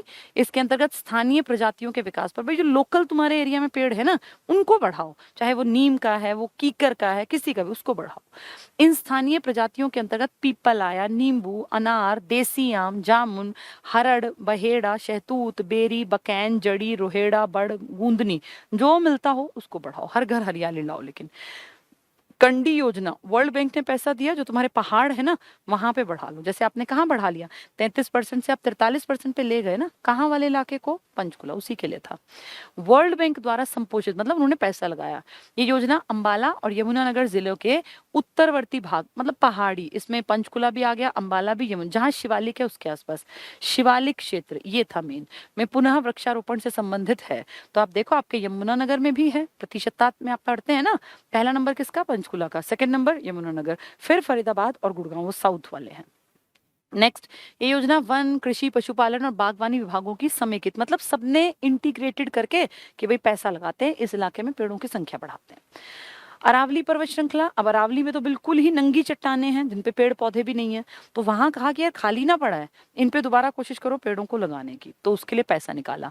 यूरोपीय आर्थिक समुदाय, इसने ये इसको पैसा दिया प्रोजेक्ट को, और ये अनावृत, अनावृत मतलब बिना भरी हुई, आवृत ढका हुआ, अनावृत जिसपे कोई पेड़ पौधा ना हो, तो अनावृत अरावली पहाड़ियों पर पुनः वृक्ष लगाने से, खाली पड़ा इलाका है ना, वहाँ खेती होनी ना, वहाँ घर बनने, पहाड़ियां हैं छोटी छोटी, तो वहां कोशिश करो कि पेड़ लग जाए। तो वहां अगर लग गए तो प्रतिशतता तो बढ़ी गई हमारी। इस तरह तभी तो फरीदाबाद में कितनी सारी पहाड़ियां अरावली की तो है, तभी तो नंबर 3 पे आ गया। ग्रीनिंग ऑफ हरियाणा, ये बहुत बड़ा प्रोजेक्ट था कि भाई गांव के बाहर पेड़ लगाओ और रेलवे ट्रैक्स के पास पेड़ लगाओ, जहां जहां बन पड़े वहां पेड़ लगाओ। ग्रीनिंग ऑफ हरियाणा कार्यक्रम के अंतर्गत राज्य में बड़े स्तर पर वृक्षारोपण कराया जा रहा है। नदियों, नहरों, सड़कों, रेल मार्गों के किनारे गाँव के चारों ओर वृक्षों की पेटियां, मतलब बेल्ट बनाई गई। इनमें गिलोय लगा दिया, जो कि बहुत यूजफुल हैं। जैसे गाँव के आसपास ही अगर ये चीजें हो तो आधे लोग तो बीमारी से बच सकते हैं। तो गिलोय, कुरंड, खेरटी, ककरूदा, चौलाई, बथुआ, गोखरू, इंद्रायण, अश्वगंधा, खावटी, साटी, कितने लोग तो साटी का साग बना के खाते हैं, सदाबहार, मकोए, ये सब खाने के काम आते हैं। और ये ना मतलब बहुत ज्यादा मेहनत नहीं मांगते। अगर ये एक बार लगा दिए जाएं तो ऐसा नहीं कि इनके बहुत ध्यान रखना है, और इनमें खाए नेचुरल है अपने आप। ये जड़ी बूटियां आधे से ज्यादा, ये खरपतवार है, देखे ना, इनको तो खरपतवार मानते हैं बड़े बूढ़े, तो ये अपने आप ही पैदा हो जाते हैं। तो कह रहे हैं इनको ही बढ़ा लो, ये भी तो गिनती में कहीं ना कहीं फायदा देंगे राज्य में और लोगों को भी फायदा देंगे। वनों में विभिन्न प्रकार की जड़ी बूटियां प्राप्त की जाती हैं, जिनका उपयोग स्वास्थ्य लाभ के लिए किया जाता है। तो कितनी अच्छी बात है कि आपके यहाँ पे फालतू में ऐसी चीजें पैदा होती हैं जो कि खाते ही आपको जड़ी बूटी की तरह शरीर को साफ करती हैं, रिफाइन करती हैं। आप वो गोलियां खाते हो मल्टीविटामिन की, आपके यहाँ मिट्टी में ऐसी चीजें पैदा होती हैं कि जिसको हम फालतू मानते हैं, वो सब जड़ी बूटियों के रूप में है। हरियाणा में वर्ष 2014 से मतलब इस सरकार ने 15 जुलाई को तरु दिवस के रूप में मनाया जाता है। तो हरियाणा का तरु दिवस कब है? 15 जुलाई को। ठीक है, तो ये पेड़ पौधे में हमारी सरकार के काम है। राज्य वन नीति 2014 में भी आई, लेकिन आप राज्य वन नीति कौन सी चला रहे हैं अभी? 2006, क्योंकि उसने कितना टारगेट सेट किया था? 20% का। भी आपने कवर नहीं किया वो। भारत के कुल क्षेत्रफल का सिर्फ 1.34, ये 31 को 34 कर लेना, ये थोड़ा टाइपिस्ट ने मिस्टेक कर दी, तो 1.34% आपके पास टोटल एरिया है। आप 1.5% जमीन पे नहीं बैठे भारत की पे, और आप प्रोडक्शन में खूब आगे हैं, तो बहुत अच्छी बात है। तो सिर्फ 1.34 है ये परसेंट हरियाणा का क्षेत्रफल है, और देश के मात्र कितने पर भाग पर वन है? तो तुम जो योगदान दे रहे हो 0.2, मतलब तुम कोई योगदान नहीं दे रहे बड़े स्तर पे। 0.2 है ना, तो आप आधे प्रतिशत के भी हकदार नहीं है। लेकिन ये ना भूलें कि इस 1.34 भूमि के साथ हम गेहूं का बड़ा प्रोडक्शन 12%, देश के टोटल का 12% आप अकेले मुहैया कराते हैं। तो देश की आबादी का पेट भरने में आप बहुत आगे हैं। उसको देखें तो लगता है कि ठीक है, क्या फर्क पड़ता है, वन कम है तो, लेकिन देश का पेट भी तो हम भर रहे हैं ना कहीं ना कहीं। तो एक चीज, दोनों चीज तो नहीं हो सकती, या तो फिर वन ही लगा लो, फिर भूखे मरेंगे। तो उससे बढ़िया हमने क्या चुना कि इस मिट्टी में अगर उत्पादक क्षमता है तो हम ज्यादा गेहूं पैदा करें, ज्यादा धान पैदा करें, ज्यादा ये अपना गन्ना पैदा करें। अच्छी बात है, प्रोडक्शन बढ़ेगा तो हमारी आमदनी बढ़ेगी, राज्य का विकास होगा। लेकिन इसको पढ़ के लगता है कि यार ये तो बहुत चिंताजनक है। कोई बात नहीं, ये बढ़ रहा है धीरे धीरे। 0.2%, आपके वन बहुत कम है, आपका कोई योगदान नहीं। आप लगभग 1.25% एरिया लेके देश का, और उसके बदले वन कितने? 0.2%, तो बहुत कम वन है। राज्य वन नीति के अनुसार प्रदेश के कुल क्षेत्रफल के कितने परसेंट पर? 20% पर वो वन लिखना चाहिए। वन क्षेत्र का लक्ष्य निर्धारित किया 2006 में। आपने क्या कहा? जी हम 20% पे ले जाएंगे, और आप कोशिश कर रहे हैं, 7 के आसपास पहुंच गए।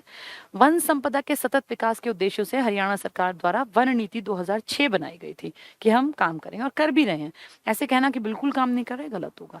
ये अब आपको पता नहीं विजिबल है कि नहीं है, ये वही है जो मैंने आपको पढ़ाया, उसको एक टेबल के फॉर्म में कर दिया। मैं आपको बता देती हूँ ताकि अगर आपको नहीं भी दिख रहा हो तो कोई नहीं, आप इसको किताब से पढ़ेंगे तो आपको आसान दिखेगा। ये एरिया दे दिया, ये नाम दे दिया जिलों का, ये एरिया, फिर कहाँ सघन वन है, कहाँ कम सघन वन है, कहाँ खुले वन, कहाँ कुल वन, और प्रतिशतता। तो मैंने आपको सब कुछ जबानी बताया। प्रतिशतता सबसे ज्यादा है 43% आपके पंचकुला में, 10%, 10.9 आपके यमुनानगर में, 10.9 से थोड़ा सा कम, बहुत कम, मतलब बहुत ही कम है जो आपका नया उभरा है फरीदाबाद, और चौथा नंबर है 9 पॉइंट समथिंग का गुड़गांव का। तो ये ज्यादा वाले बता दिए। प्रतिशतता लास्ट लाइन की बात कर रही हूँ। अगर सबसे कम प्रतिशत कहें तो आपके फतेहाबाद में 0.71। ठीक है, तो देखो इसमें सारे नहीं याद करने होते। 10.8 फरीदाबाद का, फरीदाबाद किसको बीट कर गया? गुड़गांव को। ठीक है, इसके बाद देखो गुड़गांव का देख लो 9.3, तो वो कितना है? 10.8, ये 9.3 है।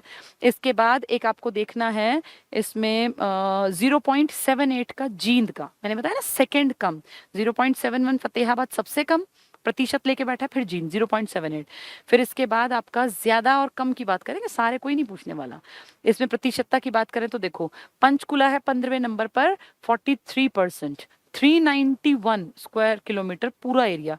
ये टोटल एरिया लेके बैठा है, बहुत कम। मतलब टोटल को देखें तो कम इन द सेंस, सबसे पहले ये कम था, फिर अपना ये जो पलवल बना, इसके बाद फिर फरीदाबाद कम हो गया, और फरीदाबाद जो है सबसे छोटों में आता है, लेकिन उसने ग्रोथ बहुत दिखाई है। तो उस हिसाब से देखें तो प्रतिशतता में सबसे नंबर 1 है पंचकुला 43%। 43 के बाद सेकेंड नंबर आता है लास्ट लाइन में यमुनानगर का 10.9। तो 10 पहले 43%, फिर 10.9, फिर 10.8, और फिर 9 पॉइंट समथिंग। तो 4 कौन कौन से हैं ये? पंचकुला, यमुनानगर, फरीदाबाद और गुड़गांव। सबसे कम के 2 प्रतिशतता में फतेहाबाद 0.71, और दूसरा क्या बताया? जींद 0.78। ठीक है, ये मेन काम का था। इसके अलावा इसमें 2-3 आंकड़े और हैं। अति सघन वन, क्या बहुत घने जंगल आपके यहाँ है? नहीं, हमारे यहाँ कहाँ घने जंगल हैं, लेकिन थोड़े बहुत घने जंगल आप मान लेते हैं कलेसर वालों को, तो आपके यमुनानगर में है, और थोड़ा बहुत इलाका आपका पंचकुला का है जो कवर्ड है। ठीक है, तो देखो 000 सिर्फ यहाँ 6 लिखा है, पंचकुला में ये है 43% में, इसका कारण है ना, और यमुनानगर में 22 लिखे हैं। तो कलेसर के कारण आपके घने वन यमुनानगर में है और पंचकुला में है, क्योंकि 43% में तो आपका पंचकुला आना ही आना था। इसके बाद एक लाइन इसमें और काम की है, जो ये कुल वन क्षेत्र दिखाती है, सबसे ज्यादा वन क्षेत्र। तो इसमें पंचकुला सबसे ज्यादा दिखाता है 391। याद रखना, जो हम पहले सारा पढ़ के आए कुछ अलग नहीं है। दूसरा यमुनानगर दिखाता है 194। ठीक है। तो कम में अगर बात करेंगे तो देखो 14 वाला ये रहा, सबसे कम वन क्षेत्र है आपके पलवल का। फिर इसके नीचे है पानीपत 16 वाला। तो सबसे ज्यादा अगर कहें प्रतिशतता में अगर याद करना है तो पंचकुला ज्यादा में, पंचकुला, यमुनानगर, फरीदाबाद, गुड़गांव। कम की बात करें तो फतेहाबाद और जींद 0.71, 0.78। अगर वो कहें एरिया बताओ तो आप कहोगे नंबर 1 पंचकुला है। सबसे कम अगर पूछें नंबर 1 पे तो आप कहोगे पलवल है। कितना है पलवल का? 14। पानीपत का 16। ठीक है। तो इसको 2-3 बार अगर आप पढ़ोगे ना तो ये बहुत आसान है टेबल, फिर टफ नहीं है, एक आइडिया हो जाएगा। ये हमने आज टॉपिक कर लिया इसका मेजर मेजर सा हिस्सा, वन्य जीव संरक्षण। जो रह गया इसको और पढ़ाती हूँ, फिर कल करा दूंगी जो भी टॉपिक इसका आधा बचेगा, 2 पार्ट्स में ये टॉपिक।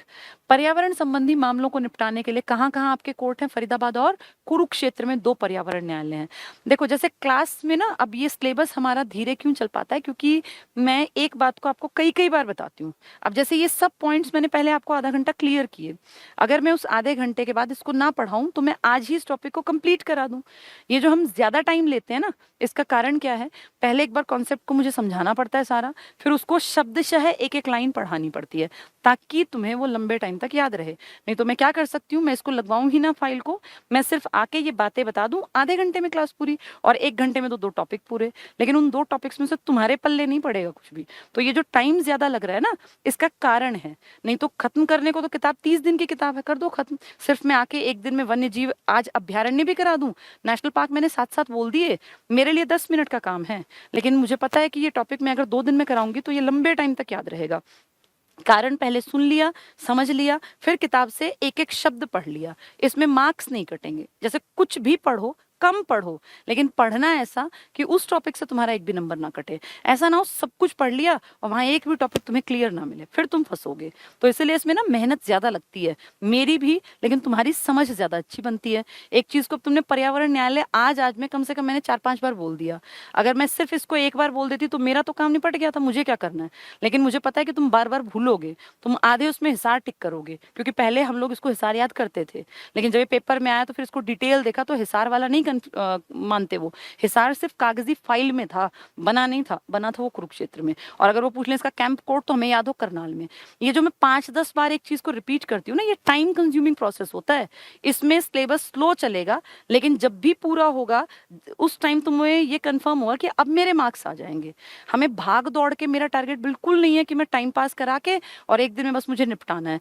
ये फाइल हो सकता है 3 दिन पकड़ ले, लेकिन 3 दिन बाद अगर तुमसे कोई नेशनल पार्क पूछेगा, कोई तुमसे वन्य जीव अभ्यारण्य पूछेगा, वृक्षाच्छादन के ऊपर, वन के ऊपर कोई भी क्वेश्चन करेगा तो तुम पीछे नहीं हटोगे। और हमारा टारगेट यही होता है। हम कभी ये कह के पढ़ाते नहीं कि फॉर्मेलिटी 2 महीने 3 महीने पूरा, हम क्या कहते हैं, साल लगाना पड़ेगा अपने ऊपर, इसलिए इसको टाइम लग रहा है। नहीं तो ये टॉपिक मुझे कराने में घंटा मेरे लिए तो बहुत ज्यादा था, मुझे तो आधे घंटे में सब कुछ क्लियर कर देना था। लेकिन फिर मैं एक भी अक्षर नहीं पढ़ाती, फिर मैं बस अपने पार्ट पे बोलती चली जाती। अब ये एक एक अक्षर तुम्हें पढ़ाती हूँ, मैं इसकी फाइल प्रोवाइड करा दूं, मैं ना पढ़ाऊं, लेकिन मुझे ऐसा लगता है, मेरी आत्मा ये कहती है कि जो पढ़ाया वो बेस्ट पढ़ाना है, उसमें ये चूक ना रह जाए, मेरा पढ़ाया बच्चा ये भूल ना पाए कि पर्यावरण न्यायालय कहाँ है, या सामुदायिक वानिकी योजना कब आई थी, या हर घर हरियाली में क्या कॉन्सेप्ट था, या कंडी योजना क्या थी। उसने 2 बार सुन लिया मेरे मुंह से, फिर उसने अगर अपने आप एक बार भी पढ़ लिया तो उसको याद रहेगा कि यार वर्ल्ड बैंक ने पैसा लगा रखा था, या ये यूई ने पैसा लगाया था, यूरोपीय यूनियन ने। ये बहुत जरूरी है, इसलिए टाइम लगता है। तभी कहा जाता है कि बहुत जल्दी भागने वाला काम नहीं करना, और जिसको वो करना है उनके लिए बहुत सारे ऑप्शंस हैं।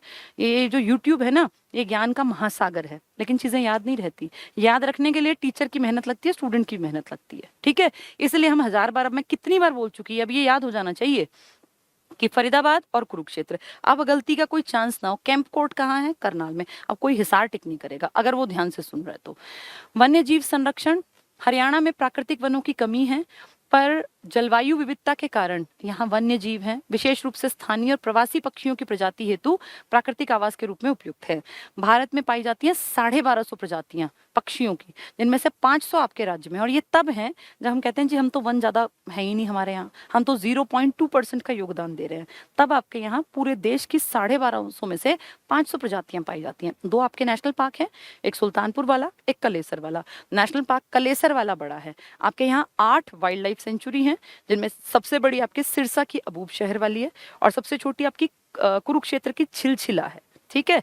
कलेसर नेशनल पार्क बड़ा है, कलेसर वाइल्ड लाइफ सेंचुरी सबसे बड़ी नहीं है, बड़ी है लेकिन सबसे बड़ी नहीं है, क्योंकि वहां 11,000 कुछ है इसमें एकड़ में, और वहां 29,000 है, तो जमीन आसमान का फर्क है। ठीक है। क्या कहते हैं अब ये, भारत में पाई जाने वाली पक्षियों की लगभग 1250 प्रजातियां हैं, जिनमें से 500 प्रजातियां हरियाणा में पाई जाती हैं। वन्य जीवों को उनके प्राकृतिक आवास उपलब्ध कराने के लिए राज्य में 2 नेशनल पार्क है, दोनों आपको बता दिए मैंने। 8 वन्य जीव अभ्यारण्य हैं जो पढ़ेंगे, वन्य जीव वाइल्ड लाइफ सेंचुरी, जहाँ की बहुत स्ट्रिक्ट रूल्स नहीं होते, होते हैं लेकिन इतने नहीं जितने नेशनल पार्क। नेशनल पार्क में तो एंट्री पे भी एक बैरियर होता है, आपको वहां पेमेंट करनी पड़ती है, थोड़ी सी टिकट लगती है, तब आप अंदर घूमने जा सकते हैं। वहां से आप कुछ भी ला नहीं सकते, कोई लकड़ी भी टूटी पड़ी है ना तो आपको वो उठानी, मतलब लॉ के अंडर वो आप गलत कर रहे हैं। तो 2 नेशनल पार्क, 8 वन्य जीव अभ्यारण्य और 2 आरक्षित क्षेत्रों की स्थापना की गई है। ठीक है। आपके यहाँ पूरे इंडिया में, आपके यानी पूरे इंडिया, पूरे वर्ल्ड में इनफैक्ट 2 तरीके से जानवरों की केयर करते हैं। पहली केयर कैसे करते हैं कि जानवर जहां रहना पसंद कर रहा है उस एरिया को सेफ कर दो, वहां कोई बाहर का आदमी ना आए और कोई शिकार ना करे, कोई वहां आके उनको डिस्टर्ब ना करे। अगर कोई घूमने आए तो घूम ले, लेकिन उनको डिस्टर्ब ना करे, मतलब वो जहां रह रहे हैं ना वहां उनको रहने दो, उनका जीवन उनके हिसाब से जीने दो। एक होता है कि आप देख रहे हैं यार एनवायरनमेंट इस तरह का हो रहा है और जानवर जो है मरते जा रहे हैं, तो आप क्या करते हैं, उनको उठा लाते हैं, आप उनको जू में रख देते हैं लोगों को देखने के लिए, या आप डेवलप कर देते हैं, कहीं ब्रीडिंग सेंटर्स हैं जहाँ की उनका प्रजनन केंद्र डेवलप कर दिया आपने।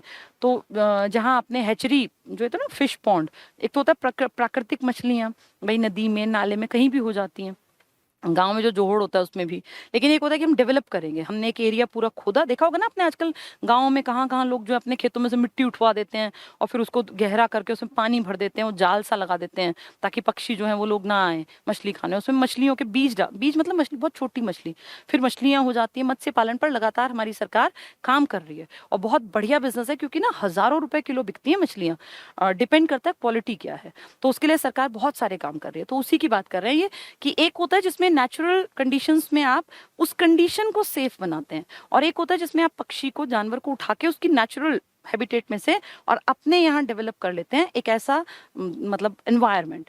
तो जो नेशनल पार्क है ना, ये उनके प्राकृतिक आवास हैं। आपने सिर्फ कह दिया भाई इस एरिया में कोई बाहर का आदमी नहीं घुसेगा, उसमें वो पहले से रहते थे, अब भी रह रहे हैं।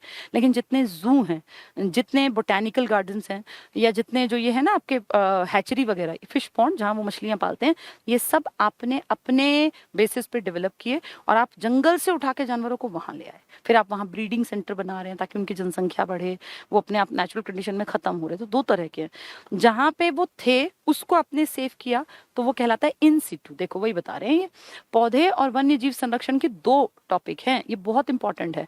प्राकृतिक आवास में संरक्षण, जहां वो हैं हमने वहीं सेव कर दिए, मतलब हमने कुछ नहीं किया, हमने उस एरिया को ब्लॉक कर दिया, भाई बाहर से कोई ना आए, ये जैसे रहते हैं इनको रहने दो, तो वो कहलाता है प्राकृतिक आवास, हमने संरक्षण दे दिया in situ. Example wildlife sanctuary है, नेशनल पार्क्स हैं, ये सब हमने उनकी सेफ्टी के लिए किया। दूसरा, प्राकृतिक आवास के बाहर संरक्षण, बाहर एक्स सिटू, आप उठा के जंगल से और कहीं ले गए, क्योंकि वहां उनकी जनसंख्या लगातार घट रही थी, महामारी फैल रही थी। प्राकृतिक आवास में संरक्षण के लिए जीव मंडल रिजर्व, बायोस्फीयर रिजर्व बनाते हैं आप नेशनल पार्क बनाते हैं, आप पक्षी विहार बनाते हैं, अभ्यारण्य बनाते हैं। तो इनको आप कैसे बनाते हैं, ये तो ऑलरेडी होते हैं, आप तो सिर्फ क्या करते हैं कि आप एक रेंज के बाहर कहीं कहीं बोर्ड टांग देते हैं, ये आरक्षित प्रदेश है, यहाँ एंट्री नहीं करनी, या आप लिख देते हैं फला जगह पे एंट्री करने पर दंडनीय अपराध है। इस तरह के काम तो करते हैं, बस वो जंगल एज इट इज था, आपने ऐसे ही छोड़ दिया। बायोस्फीयर रिजर्व एग्जाम्पल है, वाइल्ड लाइफ सेंचुरी एग्जाम्पल है, नेशनल पार्क एग्जाम्पल है। प्राकृतिक आवासों से बाहर संरक्षण, जब आप उनको उठा के ले आए। बोटेनिकल गार्डन, जैसा कि मैंने क्या एग्जाम्पल दिया था, रुद्राक्ष उद्यान वाटिका, कहाँ पर, चौधरी देवीलाल के नाम पर, कहाँ पर थी, यमुनानगर में, इंपॉर्टेंट था ना 2003 में, तो प्राकृतिक वो बनाया था। चिड़ियाघर इसका एग्जाम्पल है। अब शेर दिल्ली में कहाँ से आया, शेर तो आपके पूरे देश में भी नहीं है सिवाय गुजरात के गिर के, तो वहां कैसे आया, उठा के ले आए, तो वो है एक्स सिटू। वृक्षोद्यान, वृक्ष लगाते थे। जननिक संसाधन केंद्र, जहां उनकी ब्रीडिंग कराते हैं ताकि उनकी पॉपुलेशन बढ़ पाए। Culture collection, hatchery, fish pond जहां वो मछली पालते हैं, आदि को शामिल, ये सब आपने बनाया है, वो सब नेचर ने दिया है। ठीक है। हरियाणा के वन्य जीव अभ्यारण्य, तो हरियाणा में ना 8 वन्य जीव अभ्यारण्य हैं, 8, और कितने नेशनल पार्क्स हैं, 2।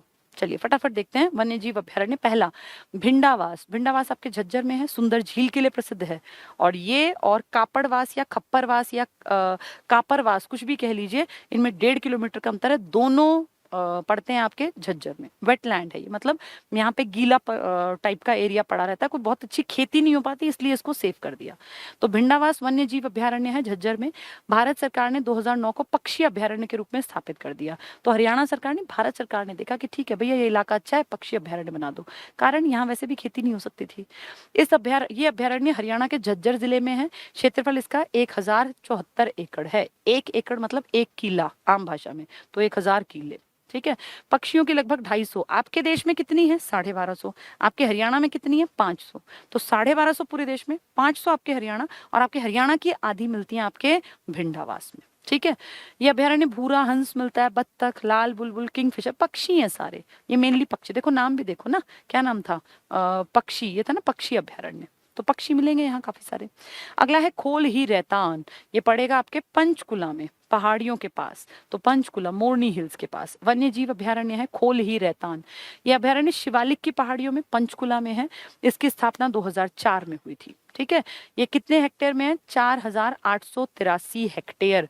एकड़ और हेक्टेयर अलग अलग होते हैं, सारे रटने की जरूरत नहीं, एक आइडिया रखोगे ना तब भी काम चल जाएगा। ठीक है। विस्तृत है। यहाँ धब्बेदार हिरण, इसका मतलब ये सिर्फ पक्षी नहीं है, यहाँ जानवर भी हैं। धब्बेदार हिरण मिलते हैं। चीतल, जो कि डियर की एक प्रजाति होती है, मतलब क्या बोलते हैं उसको, हिरण की एक प्रजाति। जंगली बिल्ली मिलती है यहाँ, भारतीय लोमड़ी है, जंगली बंदर और सियार है। ठीक है। तो यहाँ जानवर हैं। कहाँ पर है ये आपका? खोल ही रैतान कहाँ पड़ेगा? पहाड़ियों में, पंचकुला में। तो वहां जानवर हैं काफी सारे। अगला आ गया खापड़वास। यही कापड़वास बन जाता है, झज्जर वाला ही। तो वन्य जीव अभ्यारण्य झज्जर में है खप्परवास।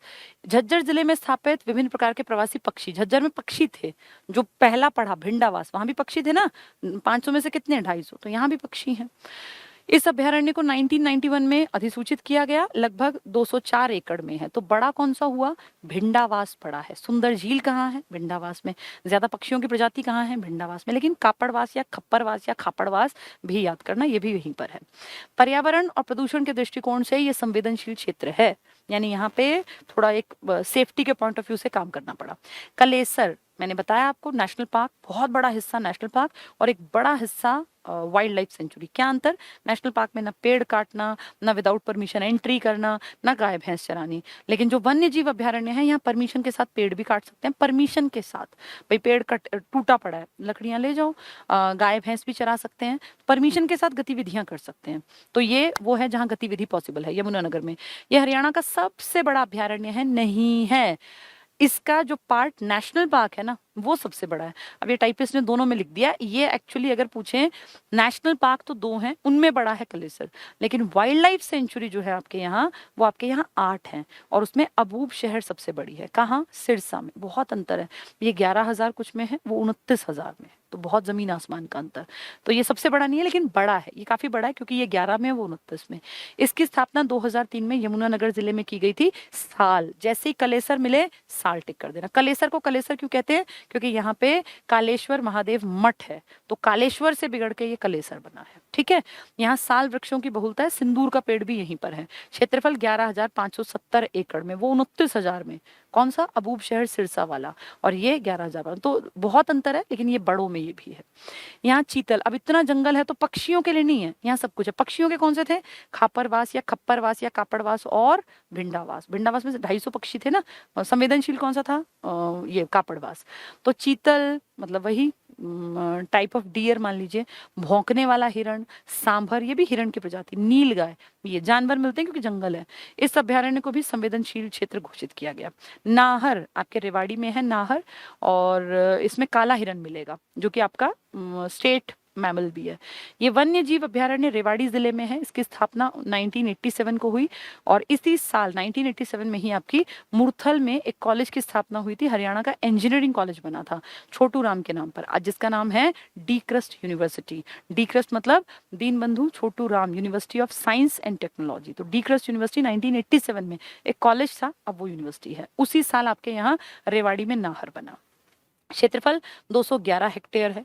यहाँ सियार, अब बड़ा एरिया है, तो बड़ा इन द सेंस वैसे जंगल वाला, तो सियार जानवर, लोमड़ी, काला हिरण, ये आपका राजकीय पशु है। काला हिरण, बहुत ज्यादा नहीं मिलता लेकिन फिर भी जहां मिलता है तो इसको आपने राजकीय यानी स्टेट एनिमल बना लिया। तो काला हिरण आदि पाए जाते हैं, ठीक है। इसको ब्लैक बक भी बोलते हैं, इसको ब्लैक फ्रैंकोलिन भी बोलते हैं। 2009 में इसको पर्यावरण की दृष्टि से संवेदनशील बता दिया, भाई इसकी थोड़ी केयर ज्यादा करो।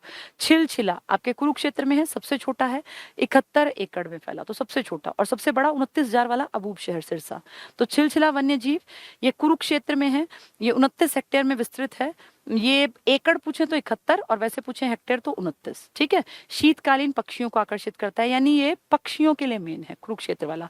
तो यहाँ देखो पक्षी मिलेंगे, बत्तख, बगुले, इंडियन ग्रे हॉर्नबिल पक्षी का नाम है, ये पाए जाते हैं। सबसे छोटा अभ्यारण्य है क्योंकि 71 एकड़ में और 29 हेक्टेयर, एक ही बात है, दोनों में से कुछ भी आ जाए, उतने में ये फैला है। तो सबसे छोटा। सबसे बड़ा नेशनल पार्क, दो ही नेशनल पार्क है, कलेसर, लेकिन सबसे बड़ा वन्य जीव अभ्यारण्य अबूब शहर सिरसा वाला, और सबसे छोटा आपका अभ्यारण्य तो आप कहेंगे ये कौन से वाला, छिलछिला कुरुक्षेत्र वाला। नेक्स्ट है बीर शिकारगढ़, ये भी आपके मोरनी हिल्स के आसपास पड़ेगा। 1975 में स्थापित, हरियाणा के पंचकुला जिले में है, 767 हेक्टेयर में विस्तृत। यहाँ सांभर, अब यहाँ जानवर है, सांभर, चीतल, नीलगाय ये पाए जाते हैं। अबूब शहर लास्ट सबसे बड़ा, सिरसा का अबूब शहर, हरियाणा के सिरसा जिले में अवस्थित इस अभ्यारण्य का क्षेत्रफल 11,530 हेक्टेयर है। और अगर ये पूछे कितने एकड़ तो आप कहोगे 29,000 एकड़ में। वो कितने में था, 11,500 कुछ एकड़ में, तो बहुत अंतर हो गया ना। ये 11,000 हेक्टेयर में बता रहे हैं, वो 11,000 एकड़ में था, तो बहुत ज्यादा अंतर। वो 5,000 कुछ एकड़ में उसमें है, हेक्टेयर में। ये देखने में एक जैसे लगते हैं लेकिन दोनों अलग हैं, इसको कान खोल के ध्यान से समझना। अगर पूछें सबसे बड़ा नेशनल पार्क तो आप कहोगे कलेसर, वो कहेंगे सबसे बड़ा आपका वन्य जीव अभ्यारण्य तो आप कहोगे अबूब शहर। कितना बड़ा है, 29,000 एकड़ में। और आपका कलेसर वाइल्ड लाइफ सेंचुरी कितने में है, 11,000 कुछ एकड़ में, ठीक है। हेक्टेयर कितने बने, 5,000 कुछ, इसके हेक्टेयर 11,000, तो बहुत अंतर है दोनों में। इस अभ्यारण्य के प्रमुख जीव क्या हैं, तो बंदर, लंगूर, छोटी चिड़िया अभ्यारण्य के। लेकिन नेशनल पार्क में कई सारी चीजें थी। राष्ट्रीय उद्यान देखो आ गया, दो ही राष्ट्रीय उद्यान है, एक तो कलेसर, तो कलेसर पूरी एक बेल्ट है साल के पेड़ों की, उसका एक हिस्सा है नेशनल पार्क जहाँ घुसना नहीं है बिना परमिशन, एक हिस्सा है वाइल्ड लाइफ सेंचुरी जहाँ लोग घुसते हैं, पेड़ भी काट लाते हैं, जंगल में जानवर भी चढ़ते हैं उनके। कलेसर राष्ट्रीय उद्यान यमुनानगर में अवस्थित है, 2003 में इसको नेशनल पार्क बनाया गया। फिर इसका नाम कलेसर क्यों है, कालेश्वर महादेव मठ के कारण। क्षेत्रफल इसका देखो लगभग 5,000 हेक्टेयर के आसपास है। प्रमुख आकर्षण है साल के पेड़, जो मैंने आपको बता दिया, सिंदूर और साल, ठीक है। तेंदुए मिलते हैं, अब देखो जंगल भारी होगा तभी तेंदुआ रहेगा ना भाई, शेर की प्रजाति का ही तो है लेपर्ड। तो पक्षी मिलते हैं यहाँ, और लाल जंगली मुर्गा या लाल जंगली मुर्गी लिख दिया, ये मुर्गा फेमस है, लाल जंगली मुर्गा, ये बहुत इंपॉर्टेंट है। रेड जंगल फाउल, इसकी ब्रीडिंग पर भी आप काम करते हैं, लेकिन वो पंचकुला में करते हैं। ये लाल जंगली मुर्गों के लिए प्रसिद्ध है। ये पूछेंगे क्यों फेमस है आपका ये कलेसर, तो लाल जंगली मुर्गा। वैसे यहाँ लेपर्ड भी हैं लेकिन कम, ये मेन है। ये दिसंबर 2003 में नेशनल पार्क बना। पहले वो पूरी बेल्ट कहलाती थी वाइल्ड लाइफ सेंचुरी, फिर उसका एक हिस्सा जहाँ बाघ थोड़े, ये मतलब लेपर्ड देखे गए, थोड़े से हाथी देखे गए, तो कहा भाई इसको नेशनल पार्क बना दो। इस रेंज में थोड़े बहुत जानवर वैसे हैं कि लोग उनकी हंटिंग ना कर दें, चोट ना पहुंचा दें, तो जहां थोड़े बहुत घूमते दिखाई दिए इक्के दुक्के, उसको नेशनल पार्क बना दिया, बाकी सारा वाइल्ड लाइफ में है, ठीक है। तो 2003 में राष्ट्रीय पार्क। नेक्स्ट है सुल्तानपुर राष्ट्रीय उद्यान, स्थापना 1971 में सुल्तानपुर जो गुड़गांव के एरिया में है यहाँ की गई। ये पक्षी अभ्यारण्य था पहले, 1989 में इसे नेशनल पार्क बना दिया। लेकिन अगर आप इसको देखोगे हरियाणा वालों ने, तो 1991 को एचएससीसी ने सही माना। पहली प्रायोरिटी वैसे सही के साथ जानी चाहिए, ये सही है, वो उन्होंने सही माना है। क्षेत्रफल इसका 142 है, तो 142 तो बहुत छोटा है ना। अभी हम पढ़ रहे थे, देखो ऊपर वाले का तो कितना था, ये देखो काफी बड़ा, 5,000 के आसपास, और ये कितना है 142, क्योंकि गुड़गांव में इतनी जमीन थोड़ी है, छोटा सा एरिया है, हेक्टेयर है। 1989 में नेशनल पार्क बनने से पहले पक्षी विहार था। 1971, तो मैंने बताया ना 71 में कौन था, 71 में थे आपके यहाँ इंदिरा गांधी, और जब ये बना 1991 अकॉर्डिंग टू एचएसएससी, तो राजीव गांधी की डेथ हुई थी। ये पक्षी विहार, इस पक्षी विहार की स्थापना महान पक्षी वैज्ञानिक डॉक्टर सलीम अली के प्रयासों से हुई, इसलिए इसे सलीम अली पक्षी विहार भी कहा जाता है। लेकिन वो अंग्रेज कौन था जिसने हमें बताया, उसका नाम था पीटर माइकल जैक्सन, जिसने लेटर लिखा था इंदिरा गांधी को, फिर बंसीलाल जी गए थे। 1972 में ये उद्यान जलीय पक्षियों के लिए आरक्षित कर दिया, पहले भाई पक्षियों के लिए। यहाँ एक झील भी है ना। शीत ऋतु में प्रवासी, इस मौसम में प्रवासी पक्षी आते हैं साइबेरिया से उड़ के, रशिया के ऊपर के हिस्से से। साइबेरियन सारस प्रमुख है। ये राज्य का प्रमुख इको पार्क है। इको फ्रेंडली, जहाँ आपको कुछ भी गड़बड़ वाली गतिविधि नहीं मिलेगी, पूरा इको फ्रेंडली है। क्या है यहाँ मैं बता दूं, मैं गई हुई हूँ, 35 रुपए का तो टिकट लगता है इसकी एंट्री पर, और पूरा कीकर कीकर कीकर, कोई ऐसे बहुत अट्रैक्टिव नेशनल पार्क बिल्कुल नहीं है। कलेसर बहुत सुंदर है, कलेसर देखने लायक है।